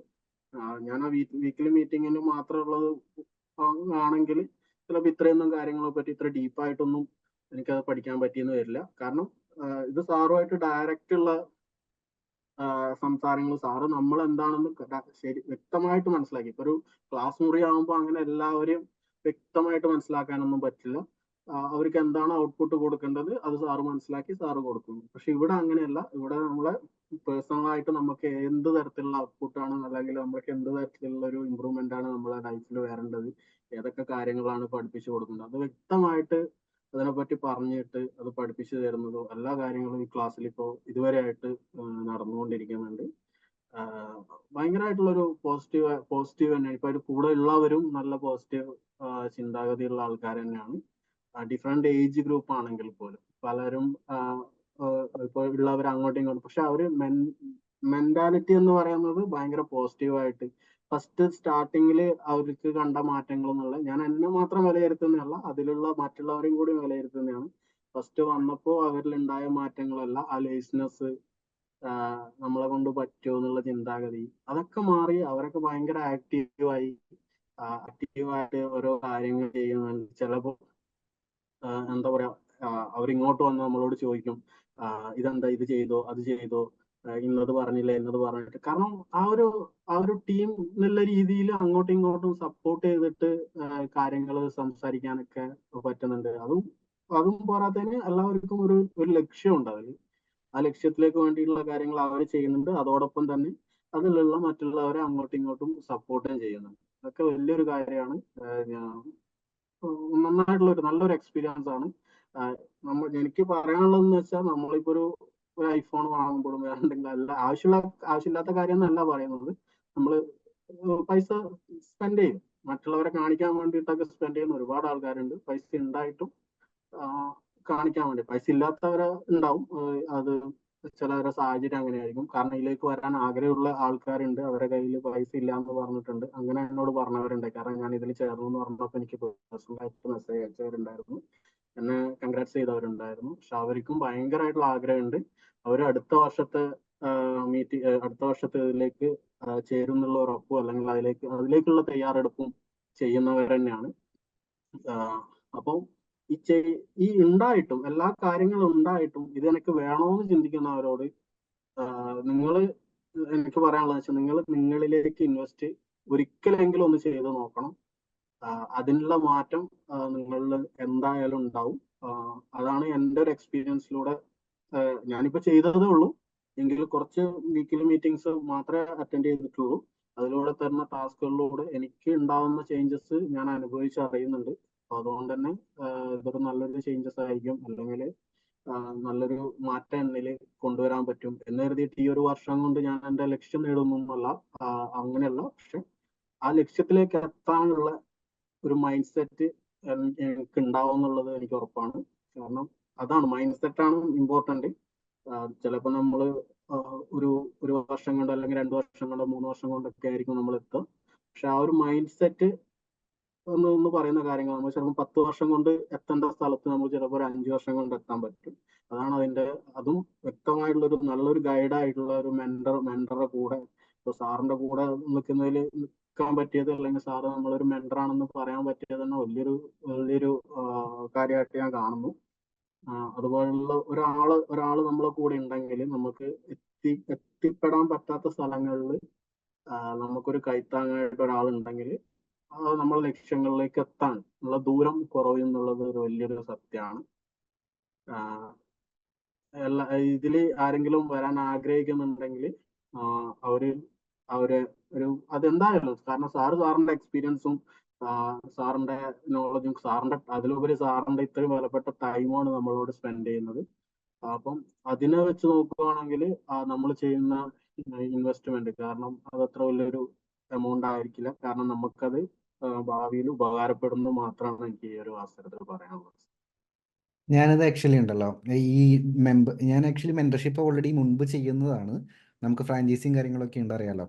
പക്ഷെ ഈ ഒരു 1 ഇയർ മെന്റർഷിപ്പ് എന്നുള്ളൊരു പ്ലാനിലോട്ട് വന്ന സമയത്ത് എൻ്റെ സൈഡിൽ നിന്ന് ഞാൻ എന്താ പ്ലാൻ ചെയ്യുന്നത് വെച്ച് കഴിഞ്ഞാൽ, എൻ്റെ കരിയറിൻ്റെ സ്റ്റാർട്ടിങ്ങിൽ എനിക്ക് കിട്ടാതെ പോയത് എന്താണോ അതാണ് ഞാൻ കൊടുക്കുന്നതെന്നൊരു തീരുമാനം എടുത്തായിരുന്നു. അഭിലാഷ് ആ സമയത്തും ആ മെൻറ്റർഷിപ്പ് അനൗൺസ് ചെയ്യുന്ന സമയത്ത് അഭിലാഷിൻ്റെ അടുത്ത് കമ്മ്യൂണിക്കേറ്റ് സമയത്ത് ചോദിച്ചൊരു ചോദ്യം ഇതാണ്: എനിക്ക് എന്ത് കിട്ടും ഇതിൽ നിന്ന്? ഞാൻ തിരിച്ചു കൊടുത്തൊരു ആൻസറാണ് അഭിലാഷിൻ്റെ മൈൻഡ് സെറ്റിലാണ് ഞാൻ മാറ്റം വരുത്താനായിട്ട് പോകുന്നത്. ശരിക്കും നമ്മളൊരു ബിസിനസ് ചെയ്യുന്ന സമയത്ത് അല്ലെങ്കിൽ ഒരു കരിയർ സ്റ്റാർട്ട് ചെയ്യുന്ന സമയത്ത് ശരിക്കും ഇൻവെസ്റ്റ് ചെയ്യേണ്ടത് റൂട്ടിലായിരിക്കണം, നമ്മുടെ മൈൻഡ് സെറ്റിലായിരിക്കണം. അവിടെ ഇൻവെസ്റ്റ് ചെയ്തില്ലെങ്കിൽ നമ്മൾ എന്തൊക്കെ കെട്ടിപ്പൊക്കിയാലും ഒരു സമയത്ത് ചെറിയൊരു പ്രശ്നം വന്നാൽ മതി ഇതൊക്കെ പൊളിഞ്ഞു വീഴാനായിട്ട്. നമുക്കൊരു ആർട്ട് സ്കൂൾ സ്റ്റാർട്ട് ചെയ്യാൻ ഭയങ്കര എളുപ്പമാണ്. നല്ലൊരു സ്ഥലം കണ്ടുപിടിക്കുക, റെൻറ്റിന് എടുക്കുക, കുറച്ച് ഇൻറ്റീരിയർ വർക്ക് ചെയ്യുക, കുറച്ച് പ്രൊമോഷൻ കൊടുക്കുക, സ്റ്റുഡൻസ് വരും. പക്ഷെ അത് നടത്തുന്ന ആളുടെ മൈൻഡ് സെറ്റ് കറക്റ്റ് അല്ലെങ്കിൽ ഒരു നിമിഷം മതി ഇത്ര അധികം സെറ്റ് ചെയ്ത കാര്യങ്ങൾ പൊളിഞ്ഞു പോകാനായിട്ട്. ഒരു സെക്കൻഡ്, ഒരു ചെറിയ മിസ്റ്റേക്ക് മതി. അപ്പോൾ അവിടെയാണ് ഈ ഒരു മെൻറ്റർഷിപ്പ് ഞാൻ എൻ്റെ കരിയറിൽ ഇത്രയും ഗ്രോത്ത് ഉണ്ടാക്കിയത്. കുറേ വർഷങ്ങൾ ഒറ്റയ്ക്ക് സ്ട്രഗിൾ ചെയ്ത് കുറേ മിസ്റ്റേക്ക് വരുത്തി കുറേ ചെറിയ ചെറിയ സക്സസ് ഉണ്ടാക്കി അതിൽ നിന്നും പഠിച്ച് പിന്നീട് എൻ്റെ ലൈഫിൽ പല പല ഏരിയാസിൽ നല്ല നല്ല മെൻറ്റേഴ്സ് വന്നപ്പോഴാണ്. അപ്പോഴാണ് എനിക്ക് മെൻറ്റർഷിപ്പിൻ്റെ ഒരു ഇമ്പോർട്ടൻസ് മനസ്സിലായി. ഇപ്പോഴും ഞാൻ എൻ്റെ കയ്യിൽ ഒരു എമൗണ്ട് കിട്ടിക്കഴിഞ്ഞാൽ മെൻറ്റർഷിപ്പിനുള്ളത് മാറ്റി വെച്ചിട്ട് ഞാൻ ബാക്കി സ്പെൻഡ് ചെയ്യാറുള്ളൂ. പിന്നെ അഭിലാഷ് പറഞ്ഞ പോലെ തന്നെ നമ്മൾ ഒന്ന് ആലോചിച്ച് നോക്കിയാൽ മനസ്സിലാവും നമ്മൾ എത്ര എമൗണ്ട് നമ്മളിലേക്ക് സ്പെൻഡ് ചെയ്തു. നമ്മൾ കുറേ ഒരുപാട് എക്സ്പെൻസ് ഉണ്ടാക്കുന്നുണ്ട്, പക്ഷെ നമ്മുടെ ലക്ഷ്യങ്ങൾക്ക് വേണ്ടി എത്രത്തോളം സ്പെൻഡ് ചെയ്യുന്നുണ്ട് എന്നുള്ളതും ഒരു ചോദ്യം തന്നെയാണ്. ഇപ്പോൾ വീഡിയോ കാണുന്ന നമ്മുടെ സ്റ്റുഡൻസിനൊക്കെ സ്വയം ചോദിക്കാൻ പറ്റുന്നൊരു ചോദ്യമാണ്. നമുക്ക് 2 സെഗ്മെന്റും കൂടി ഒന്ന് കംപ്ലീറ്റ് ആക്കാം. ഒന്ന് നമുക്ക് ആർട്ട് വർക്കിനെ കുറിച്ച് സംസാരിക്കാം, അതിനുശേഷം അഭിലാഷിൻ്റെ എക്സ്ട്രാ ഡൗട്ട് ഉണ്ടെങ്കിൽ അത് നമുക്ക് ക്ലിയർ ചെയ്യാം. അപ്പം ഞാൻ എന്തായാലും സ്ക്രീൻ ഒന്ന് ഷെയർ ചെയ്തിട്ട് ആർട്ട് വർക്ക്സ് ടോട്ടലി നോക്കാം. ഞാൻ പറഞ്ഞ പോലെ തന്നെ കോഴ്സിലോട്ട് വരും മുമ്പ് ഓൾറെഡി വരയ്ക്കുന്ന ഒരാളാണ്. അപ്പോൾ ചിത്രങ്ങൾ കാണുമ്പോൾ മനസ്സിലാവുന്നത് പെയിൻറ്റിങ് നല്ല രീതിയിൽ ചെയ്യുന്നുണ്ട്. പക്ഷേ ഞാൻ മനസ്സിലാക്കിയ പ്രധാനപ്പെട്ട ഒരു വ്യത്യാസം കോഴ്സിലോട്ട് വന്നതിന് ശേഷം ഒരുപാട് പ്രാക്ടീസ് ചെയ്യാനായിട്ട് സ്റ്റാർട്ട് ചെയ്തു. അതായത് ഒരു കോൺഫിഡൻറ്റ് ആയിട്ടുള്ളൊരു ആർട്ടിസ്റ്റും കോൺഫിഡൻസ് ഇല്ലാതെ ചിത്രം മാത്രം വരയ്ക്കുന്ന ഒരു ആർട്ടിസ്റ്റും രണ്ടുപേരുടെ ലൈഫ് ഡിഫറെൻ്റ് ആയിരിക്കും. രണ്ടുപേർക്കും 2 തരത്തിലാണ് സക്സസ് വരുന്നുണ്ടായിരിക്കും. കോൺഫിഡൻ്റ് ആയിട്ടുള്ള ആർട്ടിസ്റ്റിന് കുറെ കൂടി ലൈഫിൽ സക്സസ് ക്രിയേറ്റ് ചെയ്യാൻ പറ്റും. എങ്ങനെയാണ് ഈ കോൺഫിഡൻസ് കിട്ടുന്നത്? ഞാൻ ലൈഫിൽ ചെയ്യുന്ന കാര്യങ്ങൾ ശരിയാണ്, ഞാൻ കറക്റ്റ് പാതയിലൂടെയാണ് മുന്നോട്ട് പോകുന്നത്, അവിടെ നിന്നാണ് കോൺഫിഡൻസ് വരുന്നത്. അപ്പോൾ ഒരു ആർട്ട് സ്റ്റുഡൻറ്റ് എന്നുള്ള ലെവലിൽ നോക്കുന്ന സമയത്ത് ആ ഒരു സ്റ്റുഡൻറ്റ് നല്ല രീതിയിൽ പ്രാക്ടീസ് ചെയ്യുകയാണെങ്കിൽ, ഡെയിലി വരയ്ക്കുകയാണെങ്കിൽ, നമ്മൾ വിചാരിച്ച കാര്യങ്ങൾ കറക്റ്റായിട്ട് ഇപ്പോൾ ടൈം ടേബിൾ ഉണ്ടാക്കാന്ന് പറഞ്ഞില്ലേ, ടൈം ടേബിൾ ഉണ്ടാക്കി കറക്റ്റായിട്ട് ഫോളോ ചെയ്യുകയാണെങ്കിൽ ഇതിൻ്റെ അകത്തു നിന്നൊക്കെ നല്ലൊരു ഡോപ്പമൈൻ നമുക്ക് കിട്ടും, നല്ലൊരു കോൺഫിഡൻസ് നമുക്ക് കിട്ടും. ഇത് ഒരു കമ്മീഷൻ വർക്ക് എടുക്കുന്ന സമയത്ത് ക്ലൈൻ്റ് അടുത്ത് നമുക്ക് ഓപ്പൺ ആയിട്ട് കറക്റ്റായിട്ട് സംസാരിക്കാൻ പറ്റും. കമ്മീഷൻ വർക്ക് മാത്രമല്ല, ആർട്ടിൽ എന്ത് കരിയർ സ്റ്റാർട്ട് ചെയ്യുകയാണെങ്കിലും ഈ ചെറിയ ചെറിയ ആക്ഷൻസ് ആണ് നമുക്ക് കോൺഫിഡൻസ് തരുന്നത്. അപ്പോൾ ഞാൻ മനസ്സിലാക്കുന്നത് ഒരു ചലഞ്ച് കണ്ടിന്യൂ ചെയ്തുകൊണ്ടിരിക്കുകയാണല്ലേ സ്കെച്ച് ബുക്ക് ഡ്രോയിങ്ങിൻ്റെ. ഇപ്പം എത്ര എണ്ണമായി? സ്കെച്ച് ബുക്കിൽ ഇപ്പം 63 ഉം. എണ്ണമായി. സ്കെച്ച് ബുക്കിൽ മറ്റു ചിത്രങ്ങളുണ്ട്, വരയ്ക്കാറുണ്ട്. എൻ്റെ അടുത്ത് ഇപ്പോൾ A5ഉം A6ഉം പിന്നെ A4ഉം A3ഉം ബുക്സ് ഉണ്ട്. അപ്പൊ മറ്റു ബുക്കുകൾ വരയ്ക്കുന്നത് ഞാൻ ആ രീതിയിൽ കൗണ്ട് ചെയ്യാറില്ല. ആ ഒരു സ്കെച്ച് ബുക്കിൽ ഡെയിലി വരയ്ക്കുന്ന കാര്യങ്ങളാണ് ഞാൻ കൂടുതലും കൗണ്ട് ചെയ്യുന്നത്. അതിലിപ്പോ ഒരു 63ാമത്തെ പിക്ചർ വരെ ഞാൻ ഇന്ന് വരച്ചിട്ടുണ്ട്. Yes. അതിൽ എനിക്കിപ്പോ തോന്നിയത്, ഞാനൊരു ഡെയിലി ഒരു മോർണിംഗ് വിഷസ് എന്നുള്ള രീതിയിൽ ഞാനൊരു ഒരു ചിത്രം, എന്താ പറയാ, ഒരു ടാസ്ക് പോലെ ഞാൻ എടുത്ത് തുടങ്ങിയിട്ടുണ്ടായിരുന്നു. അതൊക്കെ ഈ ഒരു ഗ്രൂപ്പിൽ നിന്ന് കിട്ടിയ ഒരു മോട്ടിവേഷൻ തന്നെയാണ്. ഗ്രൂപ്പിൽ പലരും ഡെയിലി ഒരു ചിത്രം എന്നുള്ള രീതിയിൽ ഇടുന്ന പലരും ഉണ്ട്. അപ്പം എനിക്ക് മുമ്പേ തോന്നിയ ഒരു കാര്യമായിരുന്നു എനിക്ക് കുറെ വിഷസ് ആയിട്ടുള്ള മെസ്സേജുകൾ രാവിലെ വരാറുണ്ട്. അത് ഫോട്ടോഷോപ്പിൽ എഡിറ്റ് ചെയ്തതായിരിക്കാം, അങ്ങനെയുള്ള പല പല ഫോട്ടോസുകളും, അല്ലെങ്കിൽ ഒരു പൂവ്, ഗുഡ് മോർണിംഗ്, സുപ്രഭാതം എന്നെല്ലാം പറഞ്ഞിട്ട് എനിക്ക് വരാറുണ്ട്. കൂടുതലും ഇപ്പം യങ്സ്റ്റേഴ്സ് ആയ അവരുടെ അടുത്തുനിന്നല്ല, എൻ്റെ ഒരു അച്ഛൻ്റെ അവരിപ്പോഴും അത് കണ്ടിന്യൂ ചെയ്യുന്ന ആൾക്കാരുണ്ട്. അത് നമ്മളെ പോലുള്ളവരൊക്കെ അത് സ്റ്റോപ്പ് ചെയ്തു. ശരിയാണ്, പക്ഷെ അത് കണ്ടിന്യൂ ചെയ്യുന്ന പല ആൾക്കാരുണ്ട്. അപ്പോ ഞാനിത് ചിന്തിച്ചിട്ടുണ്ട്, ഞാൻ എന്തുകൊണ്ട് എനിക്ക് ഡെയിലി ഒന്ന് വരച്ച് ഒരു ഗുഡ് മോർണിംഗ് വിഷസ് എന്നുള്ള രീതിയിൽ ചെയ്തുകൂടാ എന്ന് ഞാൻ ചിന്തിച്ചിട്ടുണ്ടായിരുന്നു. അങ്ങനെ ആ ഒരു ഇതിൽ നിന്ന് എന്റെ സ്കെച്ച് ബുക്കിലേക്ക് ഞാനത്, കാരണം ഒരു സ്കെച്ച് ബുക്ക് സാറിന്റെ ക്ലാസ്സിൽ പറയുന്നുണ്ട്, അപ്പൊ ആ രീതിയിൽ ഞാൻ സ്കെച്ച് ബുക്ക് സ്റ്റാർട്ട് ചെയ്തിട്ടുണ്ടായിരുന്നു. ആ പിക്ചേഴ്സ് എന്തുകൊണ്ട് എന്റെ സ്കെച്ച് ബുക്കിൽ ചെയ്തുകൂടാ എന്നുള്ള ഒരു ഇതിൽ ഞാൻ എന്റെ സ്കെച്ച് ബുക്കിൽ സ്റ്റാർട്ട് ചെയ്തു. ഓരോ പിക്ചർ ഓരോ ദിവസങ്ങൾ വരക്കും, നൈറ്റ് ഇരുന്നിട്ട് കിടക്കുന്നതിന് മുമ്പായിട്ട് ഞാൻ വരക്കും. അത് ഗുഡ് മോർണിംഗ് എഴുതിയിട്ട് അവിടെ വയ്ക്കും. മോർണിംഗിൽ ഞാനത് പോസ്റ്റ് ചെയ്യും. ഞാൻ പോസ്റ്റ് ചെയ്യുന്ന രീതി എന്ന് വെച്ചാൽ, ഞാൻ ഒന്ന് എൻ്റെ നമ്മളെ ഗ്രൂപ്പിൽ ഞാൻ ഇടാറുണ്ട്. അതായത് നമ്മളെ ആർട്ടിസ്റ്റ് വെൽനസ് ഗ്രൂപ്പിൽ ഞാൻ പോസ്റ്റ് ചെയ്യും, ഗുഡ് മോർണിംഗ് എന്ന് പറഞ്ഞിട്ട്. അവിടെ എല്ലാവരും വിഷ് ചെയ്തതിനു ശേഷം ഞാൻ എൻ്റെ വാട്സപ്പിൽ ഞാനൊരു ബ്രോഡ്കാസ്റ്റ് പോലെ തുടങ്ങിയിട്ടുണ്ട്. അതായത് അതിൽ കൂടുതൽ ആൾക്കാരെ ജോയിൻ ചെയ്ത്, അപ്പൊ അവർക്ക് കിട്ടുന്ന മെസ്സേജ് എല്ലാം സിംഗിൾ, അവർക്ക് സെപ്പറേറ്റ് ആയിരിക്കും മെസ്സേജ് കിട്ടും. അങ്ങനെ ഒരു 10-80 പേർക്ക് ഒരു മോർണിംഗ് വിഷസ് എന്നുള്ള രീതിയിൽ ഞാൻ ഇപ്പൊ അയച്ചുകൊണ്ടിരിക്കുന്നുണ്ട്. ഇപ്പൊ കുറച്ച് നാളായി എൻ്റെ കയ്യിൽ ഇപ്പൊ ഉണ്ട് ഒരു കെട്ട് ഇപ്പം പിക്ചറുകൾ മോർണിംഗ് വിഷസിന്റെ മാത്രമായിട്ടുണ്ട്. ഞാൻ എൻ്റെ ഒരു ആഗ്രഹം എന്ന് വെച്ചാൽ, അത് വെച്ച ഒരു ചെറിയ ഫ്രെയിംസിൽ എൻ്റെ ബാക്ക് ഹോമിൽ എൻ്റെ വീട്ടിൽ ഒരു വലിയൊരു വാളില് ചെയ്യണമെന്ന് ഞാൻ വിചാരിക്കുന്നുണ്ട്. കാരണം അത് മോർണിംഗ് വിഷസ് തന്നെ ആക്കാനുള്ള ഒരു കാരണം എന്നിൽ തന്നെ ഞാൻ കണ്ടെത്തിയെന്ന് വെച്ചാൽ, എനിക്കൊരു ലേസ്നെസ് വരാൻ പാടില്ല. കാരണം ഡെയിലി ഒന്നെന്ന് പറയുമ്പോൾ നമുക്ക് ഇത് മോർണിംഗ് ഇട്ടിട്ടില്ലെങ്കിലും വൈകുന്നേരം ഇടാം, അല്ലെങ്കിൽ ഉച്ചയ്ക്ക് ഇടാം, അങ്ങനെ ഒരു ചിന്താഗതി വരും. അപ്പൊ അതുകൊണ്ടാണ് ഞാൻ ഈ ഒരു മോർണിംഗ് തന്നെ ചെയ്തത്. കാരണം അതിനൊരു ടൈം പീരീഡ് ഉണ്ട്. ആ ടൈം പീരീഡിൽ തീർക്കാം, അല്ലെങ്കിൽ തീർക്കണം. അത് ഞാൻ അന്ന് ചെയ്യണം. കാരണം ഇന്ന് ഞാൻ ഇട്ടിട്ടുണ്ടെങ്കിൽ നാളെ അത് കുറച്ച് ലേറ്റ് ആകുമ്പോൾ പോലും എന്നോട് എവിടെ മോർണിംഗ് വിഷസ് എന്ന് ചോദിച്ചിട്ട് ഇപ്പം ഒരുപാട് ആൾക്കാർ എനിക്ക് മെസ്സേജ് അയക്കാറുണ്ട്. അങ്ങനെയൊക്കെ കാണുമ്പോൾ ഒരുപാട് സന്തോഷം. അത് എൻ്റെ ആർട്ടിൽ ഒരുപാട് മാറ്റങ്ങൾ കൊണ്ടുവരും. കാരണം നമ്മളെ കൈ കൂടുതലും വഴങ്ങാനും, എന്താ പറയാ, ആ ഒരു സ്മൂത്ത്നെസ് കിട്ടാനൊക്കെ ഇതന്നെ ഈ ഒരു മോർണിംഗിൽ വരയ്ക്കുന്ന ഈ പിക്ചേഴ്സ് എനിക്ക് ഒരുപാട് ഹെൽപ്പ് ചെയ്തിട്ടുണ്ട്. അതിൽ ഞാൻ കുറച്ച് ഇൻപുട്ട് തരാം കേട്ടോ. ഇപ്പോൾ പറഞ്ഞതിൽ നിന്നും എനിക്ക് കുറച്ച് ഐഡിയാസ് വന്നിട്ടുണ്ട്. ചെയ്യാൻ പറ്റുന്ന കുറച്ച് കാര്യങ്ങളാണ്. ഒന്നാമത്തെ കാര്യം, ഞാനത് സൈൻ ശ്രദ്ധിച്ചു. സൈൻ ഇപ്പോൾ നമ്മുടെ ഇൻസ്റ്റാഗ്രാം പേജിലോട്ടാണ് വരുന്നത്. നല്ലൊരു സ്ട്രാറ്റജിയാണത്. കാരണം നമ്മളിപ്പോൾ ഗുഡ് മോർണിംഗ് മെസ്സേജ് അയക്കുന്ന സമയത്ത് ഈ ഫോട്ടോ തന്നെ പലരും ഫോർവേഡ് ചെയ്യും. നമ്മുടെ ഡ്രോയിങ് ആണ് ഫോർവേഡ് ചെയ്ത് പോകുന്നത്. അതിൻ്റെ താഴെ നമ്മുടെ ആ ഒരു സൈനിലൂടെ നമ്മുടെ ഇൻസ്റ്റാഗ്രാം പേജിലോട്ട് വരാനുള്ള ചാൻസസും കൂടുതലാണ്. അത് നമുക്കൊന്ന് കുറച്ചൊന്ന് ഇംപ്രൂവൈസ് ചെയ്യാൻ പറ്റും. ഞാനൊരു സാധനം കാണിച്ചു തരാം. ലിങ്ക് ട്രീ എന്ന് പറഞ്ഞിട്ട്, ഇത് കേട്ടിട്ടുണ്ടോ ലിങ്ക് ട്രീനെ കുറിച്ച്? ഇല്ല. ഇത് നമുക്ക് ഫ്രീ ആയിട്ട്, പ്രൈസിങ് ഉണ്ട്, പക്ഷേ ഇതിൻ്റെ ബേസിക് ഫീച്ചേഴ്സ് നമുക്ക് ഫ്രീ ആയിട്ട് യൂസ് ചെയ്യാൻ പറ്റുന്ന ഒരു പരിപാടിയാണ്. ഒന്നുമില്ല, നമ്മളൊരു ലിങ്ക് ജനറേറ്റ് ചെയ്യുന്നു. ഇപ്പോൾ ലിങ്ക് ട്രീ /അഭിലാഷ് എന്ന് പറഞ്ഞ ലിങ്ക് ജനറേറ്റ് ചെയ്യുന്നു. ആ ലിങ്കിൽ കയറി കഴിഞ്ഞാൽ ഒരു മിനി വെബ്സൈറ്റ് പോലെ നമുക്ക് ഇഷ്ടമുള്ള പോലെ ഇതിലേതെങ്കിലും ഒരു തീമിൽ നമുക്ക് ലിങ്ക് ഉണ്ടോ, ഇങ്ങനെ ആയിരിക്കും. അതിൽ കയറി കഴിഞ്ഞാൽ, സൈറ്റിൽ കയറി കഴിഞ്ഞാൽ ഇങ്ങനെ ആയിരിക്കും, മൊബൈൽ ഫ്രണ്ട്ലി ആയിരിക്കും, ഇങ്ങനെ ആയിരിക്കും കിട്ടുന്നുണ്ടായിരിക്കും. നമുക്ക് അതിൻ്റെ അകത്ത് എന്ത് ലിങ്ക് വേണമെങ്കിലും കൊടുക്കാൻ പറ്റും.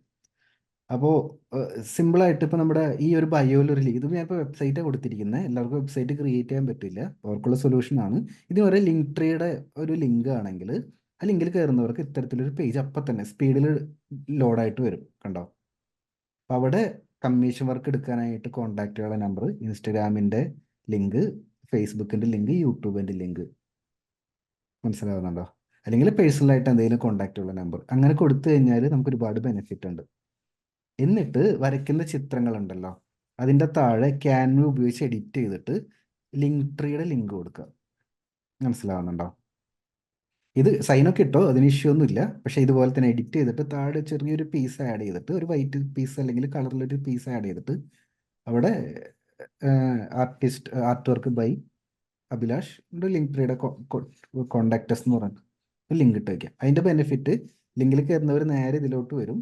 ഇപ്പോൾ നമ്മുടെ ഇൻസ്റ്റാഗ്രാം ഫോളോ ചെയ്യണമെങ്കിൽ ഫോളോ ചെയ്യാം, യൂട്യൂബ് ചാനലിൽ കയറി നോക്കാം, കമ്മീഷവർക്ക് കോൺടാക്ട് ചെയ്യണമെങ്കിൽ കോൺടാക്ട് ചെയ്യാനും പറ്റും. അപ്പോൾ ആ ഒരു ഓപ്പർച്യൂണിറ്റി ഉള്ളത് മിസ്സാക്കണ്ട. അത് നമ്മുടെ ബയോയിലും ആഡ് ചെയ്യാം.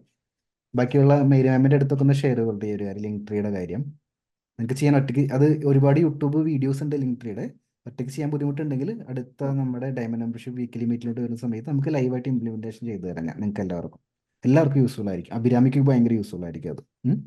എൻ്റെ ഈ ഇൻസ്റ്റാഗ്രാം പേജിൽ ആദ്യം ലിങ്ക് ട്രീ ആയിരുന്നു, പിന്നെ ഞാൻ സൈറ്റ് ഉണ്ടാക്കിയ സമയത്ത് സൈറ്റിലോട്ട് മാറിയെന്നേ ഉള്ളൂ. അപ്പോൾ എൻ്റെ ലിങ്ക് ട്രീയുടെ അകത്ത് ഇത്തരത്തിൽ കയറുന്ന സമയത്ത് ഇങ്ങനെ ഒരു പേജ് ലോഡായിട്ട് വരും. അതിൽ ആർട്ട് സ്കൂളിന് വേണ്ടി, ഓഫ്ലൈൻ ക്ലാസ്സിന് വേണ്ടി കോൺടാക്ട് ചെയ്യുക, ഓൺലൈൻ ക്ലാസ്സിന് വേണ്ടി കോൺടാക്ട് ചെയ്യുക, YouTube channel, Instagram page, Facebook page എന്ന് പറഞ്ഞാൽ 3-4 ലിങ്ക് എടുക്കുന്നുണ്ടായിരുന്നു. മനസ്സിലാവുന്നുണ്ടോ? അപ്പോൾ അത് ഭയങ്കര യൂസ്ഫുൾ ആയിരിക്കും. പിന്നെ ഈ നല്ല കറക്റ്റ് ട്രാക്കിലാണ് പോകുന്നത്. ഇനി നമുക്ക് ചെയ്യേണ്ട കാര്യം, കുറച്ച് മാസ്റ്റർ പീസുകൾ ചെയ്യണം. ആൾക്കാരെ ഞെട്ടിക്കുന്ന കുറച്ച് വർക്കുകൾ എഫേർട്ട് എടുത്തിട്ട്, ഇപ്പോൾ നമ്മുടെ ഗ്രൂപ്പിൽ തന്നെ കുറച്ച് പേര് ചെയ്യുന്നത് ശ്രദ്ധിച്ചിട്ടുണ്ടായിരിക്കും. കുറേ പേര് ഈ 1-to-1 വന്നേ പിന്നെ ആണ് അവരത് ചെയ്തു തുടങ്ങി. ശരിക്കും നമുക്ക് അതിനുള്ള സ്കില്ലുണ്ട്. നമ്മൾ നമ്മുടെ ശരിക്കും ഉള്ളിൻ്റെ ഉള്ളിലുള്ള സ്കില്ലിൻ്റെ പകുതിയൊക്കെയാണ് പേപ്പറിലോട്ട് വരുള്ളൂ എന്നാണ് പറയാം. ഫുൾ സ്കില്ല് വരില്ല. ഫുൾ സ്കില്ല് വരണമെങ്കിൽ നമ്മൾ ഒന്ന് മൈൻഡ് സെറ്റ് ഒന്ന് കറക്റ്റാക്കി മാക്സിമം പുഷ് ചെയ്യണം. അപ്പം അങ്ങനെ പുഷ് ചെയ്തപ്പോൾ കുറേ സ്റ്റുഡൻസിന് ഉള്ള മാറ്റം റിയൽ ആയിട്ട് നമ്മുടെ ഗ്രൂപ്പിൽ കയറി നോക്കിയാൽ അറിയാമല്ലോ. കുറേ പേര് പെട്ടെന്ന് ഭയങ്കരമായിട്ട് ഇമ്പ്രൂവ്മെൻറ്റ് വരുത്തിയവരുണ്ട്. അത് ഈ പുഷിൻ്റെ ഭാഗമായിട്ടാണ്. അഭിലാഷ് ചെയ്യേണ്ട കാര്യം ഒന്ന് എഫേർട്ട് എടുത്തിട്ട് ഒരു 3 മാസം കൊണ്ട് 2 മാസം കൊണ്ട് മാത്രം കംപ്ലീറ്റ് ആകുന്ന തരത്തിലുള്ള വർക്ക് എടുക്കുക. ആ വർക്ക് ഇത്തിരി കോംപ്ലക്സ് ആയിരിക്കണം. അഭിലാഷിനെ പുഷ് ചെയ്യുന്ന വർക്ക് ആയിരിക്കണം. ചില സമയത്ത് ഇത് നിർത്തണം എന്ന് തോന്നും, പറ്റില്ല എന്ന് തോന്നും, ഇട്ടിട്ട് കളയണം എന്ന് തോന്നും. അങ്ങനത്തെ ഒരു വർക്ക് എടുക്കുക. എന്നിട്ട് സ്വന്തമായിട്ട് പുഷ് ചെയ്ത് വർക്ക് കംപ്ലീറ്റ് ആക്കുക. എന്നിട്ട് ഞാൻ കഴിഞ്ഞ ക്ലാസ്സിൽ പറഞ്ഞു, കഴിഞ്ഞ ഡയമണ്ട് മെമ്പർഷിപ്പ് മീറ്റിങ്ങിൽ പറഞ്ഞ പോലെ തന്നെ ഈ വർക്ക് ചെയ്യുന്നതിൻ്റെ എല്ലാ ഇൻസിഡൻസും നമുക്ക് സോഷ്യൽ മീഡിയ കണ്ടന്റുകളാണ്. മനസ്സിലാവുന്നുണ്ടോ? ചിലപ്പോൾ ആ വർക്ക് മൊത്തത്തിൽ തെറ്റിപ്പോവും, അതും ഒരു കണ്ടന്റാണ്. ചിലപ്പോൾ ഫുള്ളായിട്ട് ശരിയാവും, ചിലപ്പോൾ എന്തെങ്കിലും ഇഷ്യൂസ് വരും, ചിലപ്പോൾ നമ്മൾ മടി പിടിച്ചിരിക്കും. ഇതെല്ലാം കണ്ടന്റുകളാണ്. ഈ വർക്ക് ത്രൂ ഒരു JD സോഷ്യൽ മീഡിയയിൽ ക്രിയേറ്റ് ചെയ്യാനായിട്ട് നോക്കുക. എന്നിട്ട് വർക്ക് നല്ല നീറ്റായിട്ട് കംപ്ലീറ്റ് ആക്കുക. അത് ഒരുപാട് ഏരിയാസിൽ അഭിലാഷിനെ ഹെൽപ്പ് ചെയ്യും. ഒന്ന് മൈൻഡ് സെറ്റ് കറക്റ്റ് ആക്കാൻ ഹെൽപ്പ് ചെയ്യും. പിന്നെ കമ്മീഷൻ വർക്ക് എടുക്കുന്നവർക്ക് നമ്മുടെ ഒരു പോർട്ട്ഫോളിയോ പോലെ ഞാൻ ചെയ്ത വർക്കാന്ന് പറഞ്ഞിട്ട് കാണിച്ചു കൊടുക്കുക. നല്ലൊരു വർക്ക് കാണിച്ചു കൊടുക്കാനായിട്ട് ഹെൽപ്പ് ചെയ്യും. സോഷ്യൽ മീഡിയ ബിൽഡ് ചെയ്യാനായിട്ട് ഹെൽപ്പ് ചെയ്യും. അപ്പം അങ്ങനെ ഒരു വർക്ക് ചെയ്യണം. പക്ഷേ ഡയമണ്ട് മെമ്പർഷിപ്പിലുള്ള കാരണം എന്നെയും കൂടി കാണിച്ചിട്ട് വേണം വർക്ക് സ്റ്റാർട്ട് ചെയ്യാനായിട്ട്. ഞാനും കൂടി കൺഫർമേഷൻ തരാം. ഒരിക്കലും എളുപ്പമുള്ള വർക്ക് ഞാൻ അപ്രൂവ് തരില്ല. അഭിലാഷ് സൈഡിൽ നിന്ന് കുറച്ച് റെഫറൻസ് പിക്ചർ എനിക്ക് താ, എന്നിട്ട് ഞാൻ എൻ്റെ സജഷനും കൂടി പറയാം. എന്നിട്ട് നമുക്ക് നല്ലൊരു വർക്ക് ലോക്ക് ചെയ്തിട്ട് അവിടെ നിന്ന് സ്റ്റാർട്ട് ചെയ്യുക. ചെയ്യുന്ന സമയത്ത് സൈസ് ഇതുവരെ ചെയ്യാത്ത, കൈ വെക്കാത്ത സൈസിൽ വേണം അത് ചെയ്യാനായിട്ട്. മനസ്സിലാവും? അപ്പോഴാണ് ചലഞ്ചിങ് ആവുള്ളൂ. ഇതുവരെ കൈ വെക്കാത്ത സൈസിൽ ചെയ്യുക, ടൈം എടുക്കുക. പിന്നെ ഓൾറെഡി ഡയമണ്ട് മെമ്പർഷിപ്പ് ഉള്ള കാരണം എപ്പോൾ വേണമെങ്കിലും കമ്മ്യൂണിക്കേറ്റ് ചെയ്യാം. എന്ത് ഇഷ്യൂ ഉണ്ടെങ്കിലും നമുക്ക് അപ്പോൾ തന്നെ സോൾവ് ചെയ്യാൻ പറ്റും. സോ ധൈര്യമായിട്ട് അത് സ്റ്റാർട്ട് ചെയ്യാം. പക്ഷെ ഇതൊരു പ്രസ്റ്റീജിയസ് വർക്ക് എന്ന് പറയും, ലെഗസി എന്നൊക്കെ പറയില്ല. ആ വാക്ക് കേട്ടോ, പൈതൃകം. അതായത് ചിലപ്പോൾ ഒരു വർക്കിലൂടെ ആയിരിക്കും നമ്മുടെ ഇത് മാറുന്നുണ്ടായിരിക്കും. അങ്ങനെ സ്വപ്നം കണ്ടൊരു വർക്ക് ചെയ്യണം. മനസ്സിലാവുന്നുണ്ടോ? ഞാൻ പലപ്പോഴും പണ്ടൊക്കെ എക്സിബിഷന് പങ്കെടുക്കുന്ന സമയത്ത് നമ്മൾ എക്സിബിഷന് പലപ്പോഴും അങ്ങനത്തെ വർക്കാണ് ചെയ്യുന്നത്. ഈ ഒരു വർക്കിലൂടെ ഞാൻ അറിയപ്പെടുന്നൊക്കെ ആഗ്രഹിച്ചിട്ട് എഫേർട്ട് എടുത്തിട്ടായിരിക്കും വർക്ക് ചെയ്യുന്നത്. അതിലൂടെ നമുക്ക് ഒരുപാട് കാര്യങ്ങൾ പഠിക്കാനുണ്ട്. അപ്പം അത് ചെയ്യാനുള്ള സമയമായി. അത് ചെയ്യാനാണ് ഞാൻ റെക്കമെൻഡ് ചെയ്യുന്നത്. ഇനി അഭിലാഷ് സൈഡിൽ എന്തെങ്കിലും ഗോളോ അങ്ങനെ എല്ലാം സെറ്റ് ചെയ്തിട്ടുണ്ടോ ആർട്ടില്? ആർട്ടില് സാറ് പറഞ്ഞ കണക്ക് എനിക്ക് ഞാൻ പറഞ്ഞിട്ടുണ്ടായല്ലോ, എനിക്ക് വീട്ടില് ഒരു പിക്ചർ പോലും ഞാൻ വരച്ചു എന്ന് പറഞ്ഞതില്ല. എനിക്ക് ഇപ്പൊ ഒരു ദിവസം എനിക്ക് ഈ പറഞ്ഞ കണക്ക് കുറച്ച് എക്സിബിഷൻ തുടങ്ങാം. അത് സാറ് പറഞ്ഞ അതൊരു വലിയൊരു ഗോളായിട്ട് എടുക്കുന്നതുകൊണ്ട് എനിക്കത് വലിയൊരു ഗോളായിട്ട് ഞാൻ എടുത്തില്ല. പക്ഷെ എനിക്കെന്ന് വെച്ചാല് നമുക്ക് എപ്പോഴും നമ്മളെടുത്ത് ആർട്ട് ഉണ്ടെങ്കിൽ, നമ്മളെടുത്ത് ഒരു കൂട്ടം നല്ല നല്ല ചിത്രങ്ങൾ ഉണ്ടെങ്കിൽ നമ്മളെ തേടി വരും എന്നാണ് ഞാൻ വിശ്വസിക്കുന്നത്. അതായത് അങ്ങനെ ഒരു ഓപ്പർച്യൂണിറ്റി നമ്മളെ തേടി വരും. പക്ഷെ ആ ഓപ്പർച്യൂണിറ്റി നമ്മളെ തേടി വരുമ്പോൾ നമ്മളെടുത്ത് ആ ഒരു ആർട്ട് നമ്മളെടുത്ത് ഉണ്ടായിരിക്കണം.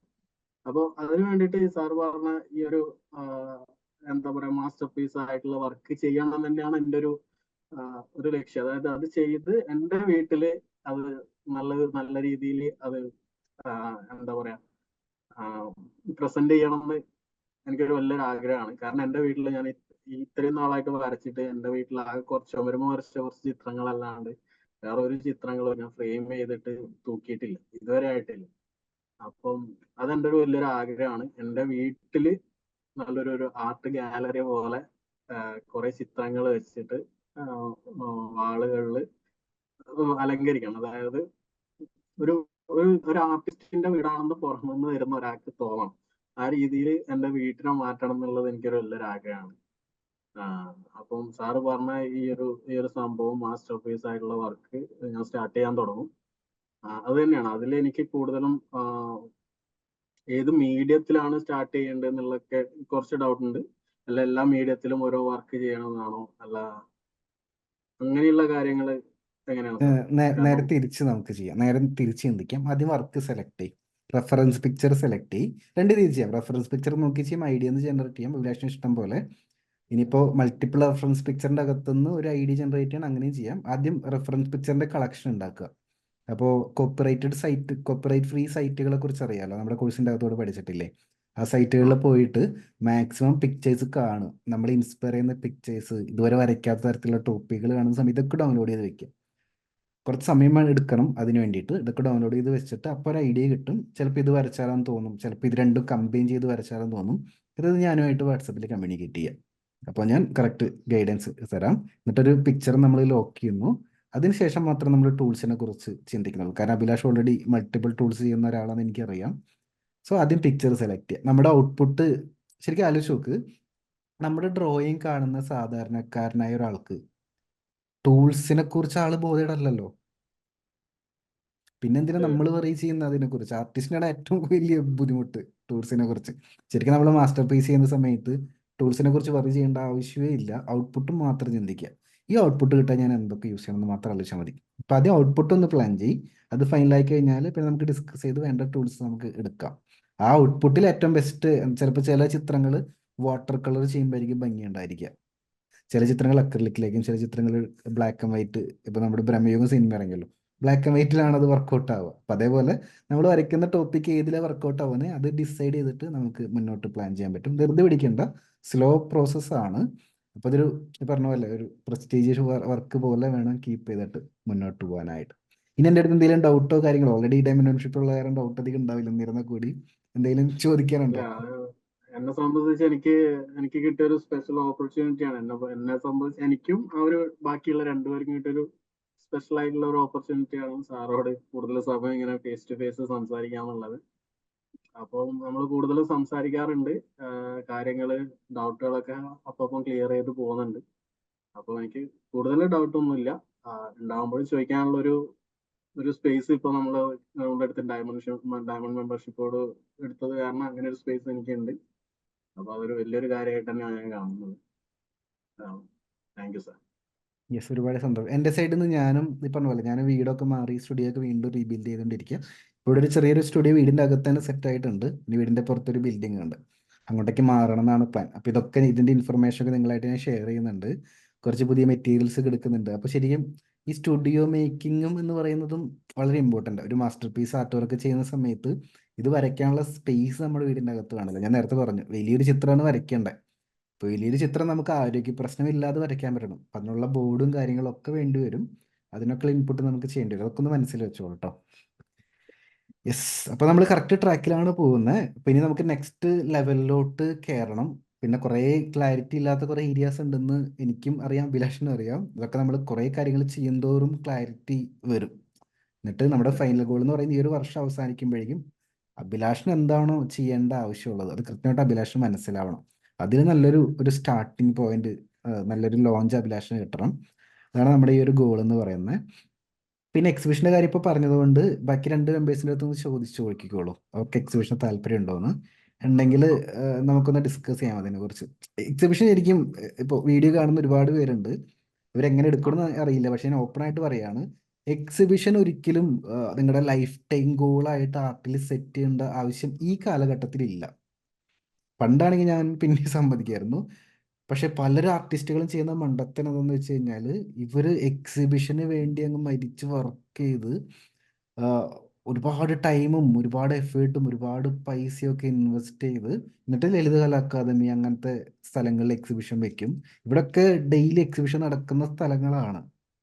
ഇവിടെ നിങ്ങളുടെ എക്സിബിഷൻ കൊണ്ടെന്ന് വെച്ചുകൊണ്ട് നിങ്ങൾ വിചാരിക്കുന്ന പോലെ വലിയ അത്ഭുതങ്ങളൊന്നും നിങ്ങൾക്കൊന്നും ക്രിയേറ്റ് ചെയ്യാനില്ല. അൺലെസ് നിങ്ങൾ അത്രയും മാർക്കറ്റിംഗ് അവിടെ സ്പെൻഡ് ചെയ്ത് അത്രയും ന്യൂസ് വാല്യൂ ക്രിയേറ്റ് ചെയ്യുന്നിടത്തോളം അത് ചെയ്യാതെ ഇവിടെ ചെയ്തിട്ട് യാതൊരു ബെനിഫിറ്റും ക്രിയേറ്റ് ചെയ്യില്ല. അപ്പോൾ എക്സിബിഷൻ അത്രയും ലൈഫ് ടൈം ഗോളായിട്ട് സെറ്റ് ചെയ്യേണ്ട ആവശ്യമില്ല.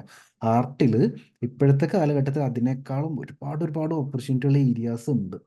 അത് ശരിക്കും അത് മനസ്സിലാക്കാനും അത് ഫോക്കസ്ഡ് ആയിട്ട് പോകാനും എക്സിബിഷൻ ഇതിൻ്റെ ഒപ്പം നമുക്ക് ഹാപ്പി ആയിട്ട് റിലാക്സ്ഡ് ആയിട്ട് ചെയ്യാൻ പറ്റുന്ന ഒരു പ്രോസസ്സാക്കി മാറ്റുകയാണെങ്കിൽ നല്ലതായിരിക്കും എന്നാണ് എൻ്റെ പേഴ്സണൽ ഒപ്പീനിയൻ. ഇതിനെ എതിർക്കാനായിട്ട് ഒരുപാട് പേരുണ്ടാവുമെന്ന് എനിക്കറിയാം. പക്ഷെ എൻ്റെ ഒരു എക്സ്പീരിയൻസിൽ ഇതാണ് ഞാൻ പലപ്പോഴും എൻ്റെ സ്റ്റുഡൻസിൻ്റെ അടുത്തും പറയാറുള്ളത്. ശരിക്കും ഒരു എക്സിബിഷൻ നടത്തുക എന്ന് പറയുന്നത് തന്നെ വളരെ ഈസി പ്രോസസ്സാണ്. അൺലെസ് നമ്മുടെ എനിക്കും ആ ഒരു രീതിയിൽ തന്നെയാണ് ഞാൻ മനസ്സിലാക്കിയത്. കാരണം അത് ഈ ഒരു ക്ലാസ്സിൽ വന്നതിന് ശേഷമാണ് ഇതിനെ പറ്റി കൂടുതൽ, കാരണം നമ്മളെ ഇത് ഫസ്റ്റ് കോൺഫിഡൻസ് അച്ചീവർ ആയ സുധീഷ് ബ്രോ ഇതിനിടയ്ക്ക് അവരെല്ലായിടത്ത് ഒരു എക്സിബിഷൻ കണ്ടക്ട് ചെയ്തു എന്ന് പറഞ്ഞിട്ട് നമ്മളെ ഗ്രൂപ്പിൽ പറഞ്ഞിട്ടുണ്ടായിരുന്നു. പുള്ളിനെ സംബന്ധിച്ച് പുള്ളി വരച്ച നല്ല ചിത്രങ്ങൾ ഒരുപാട് പുള്ളിന്റെ കയ്യിൽ ഉള്ളത് കൊണ്ട് പുള്ളീനെ തേടി വന്നതാണ് ആ എക്സിബിഷൻ. അതെ. അതായത് ഞാൻ വിശ്വസിക്കുന്ന വെച്ചാൽ നമ്മൾ ആർട്ടിനെ ഒരുപാട് സ്നേഹിക്കുക. അത് സാറ് പറഞ്ഞിട്ടുണ്ട്. കൂടുതൽ സ്നേഹിക്കുക, ആർട്ടിൽ കൂടുതൽ മനസ്സിലാക്കാൻ ശ്രമിക്കുക, കൂടുതൽ കാര്യങ്ങൾ പഠിക്കുക. നമ്മൾക്കുള്ള ഓപ്പർച്യൂണിറ്റീസ് ആർട്ട് നമ്മൾക്ക് കൊണ്ടുതരുന്നതാണ് ഞാൻ വിശ്വസിക്കുന്നത്. കാരണം പുള്ളി ഒരുപാട് ചിത്രങ്ങള് വരക്കാൻ ശ്രമിച്ചു, വരച്ച് നല്ല നല്ല ചിത്രങ്ങൾ വരച്ച് ഫ്രെയിം ചെയ്ത് സൂക്ഷിച്ചു. അപ്പോൾ അത് പുള്ളീന്റെ അടുത്ത് ഉള്ളത് കൊണ്ടാണ് പുള്ളിക്ക് അങ്ങനെ ഒരു ഓപ്പർച്യൂണിറ്റി പുള്ളിനെ തേടി വന്നതെന്നാണ് ഞാൻ വിശ്വസിക്കുന്നത്. അപ്പോൾ എപ്പോഴും ആർട്ടിന് ഇമ്പോർട്ടൻസ് കൊടുക്കുക, ആർട്ടിനെ സ്നേഹിക്കുക, ബാക്കിയുള്ള കാര്യങ്ങൾ അത് വരും. അത് ആർട്ട് കൊണ്ട് തരും. അത് ഞാനത് എക്സ്പീരിയൻസ് ചെയ്യുന്നുണ്ട്, എക്സ്പീരിയൻസ് ചെയ്തുകൊണ്ടിരിക്കുന്നുണ്ട്. കാരണം ചെയ്തിട്ടുണ്ട്. കാരണം ഒരു ജസ്റ്റ് ഒരു സിമ്പിൾ എക്സാമ്പിൾ തന്നെയാണ് എൻ്റെ ഒരു ബർത്ത്ഡേ റീസെന്റ് കഴിഞ്ഞിട്ടുണ്ടായിരുന്നു. അപ്പൊ ഇത്രയും വർഷങ്ങളായിട്ട് എനിക്ക് ഒരു ആർട്ടിൽ റിലേറ്റഡ് ആയിട്ടുള്ള ഒരു സാധനം എനിക്ക് ഗിഫ്റ്റ് കിട്ടിയിട്ടുണ്ടായിരുന്നു.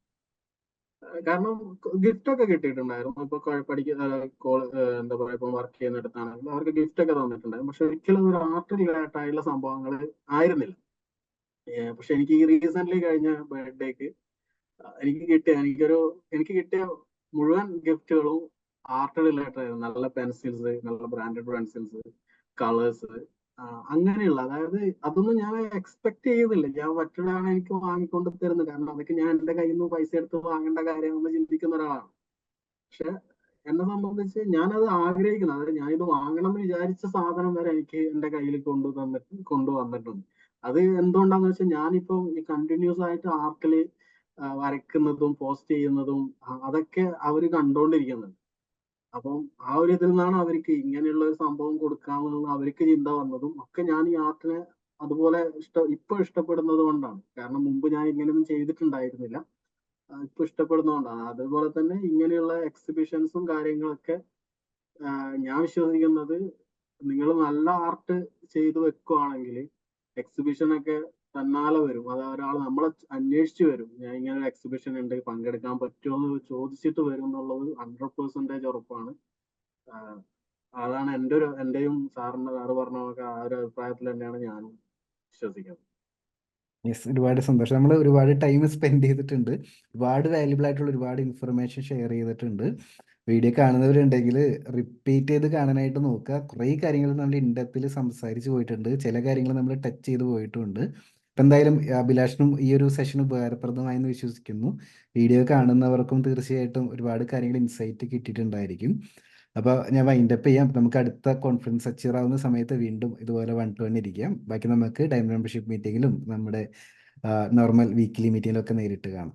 യെസ്, ഞാൻ വൈൻഡപ്പ് ചെയ്തോട്ടെ. Thank you sir. Thank you so much. Thank you and all the best. Thank you.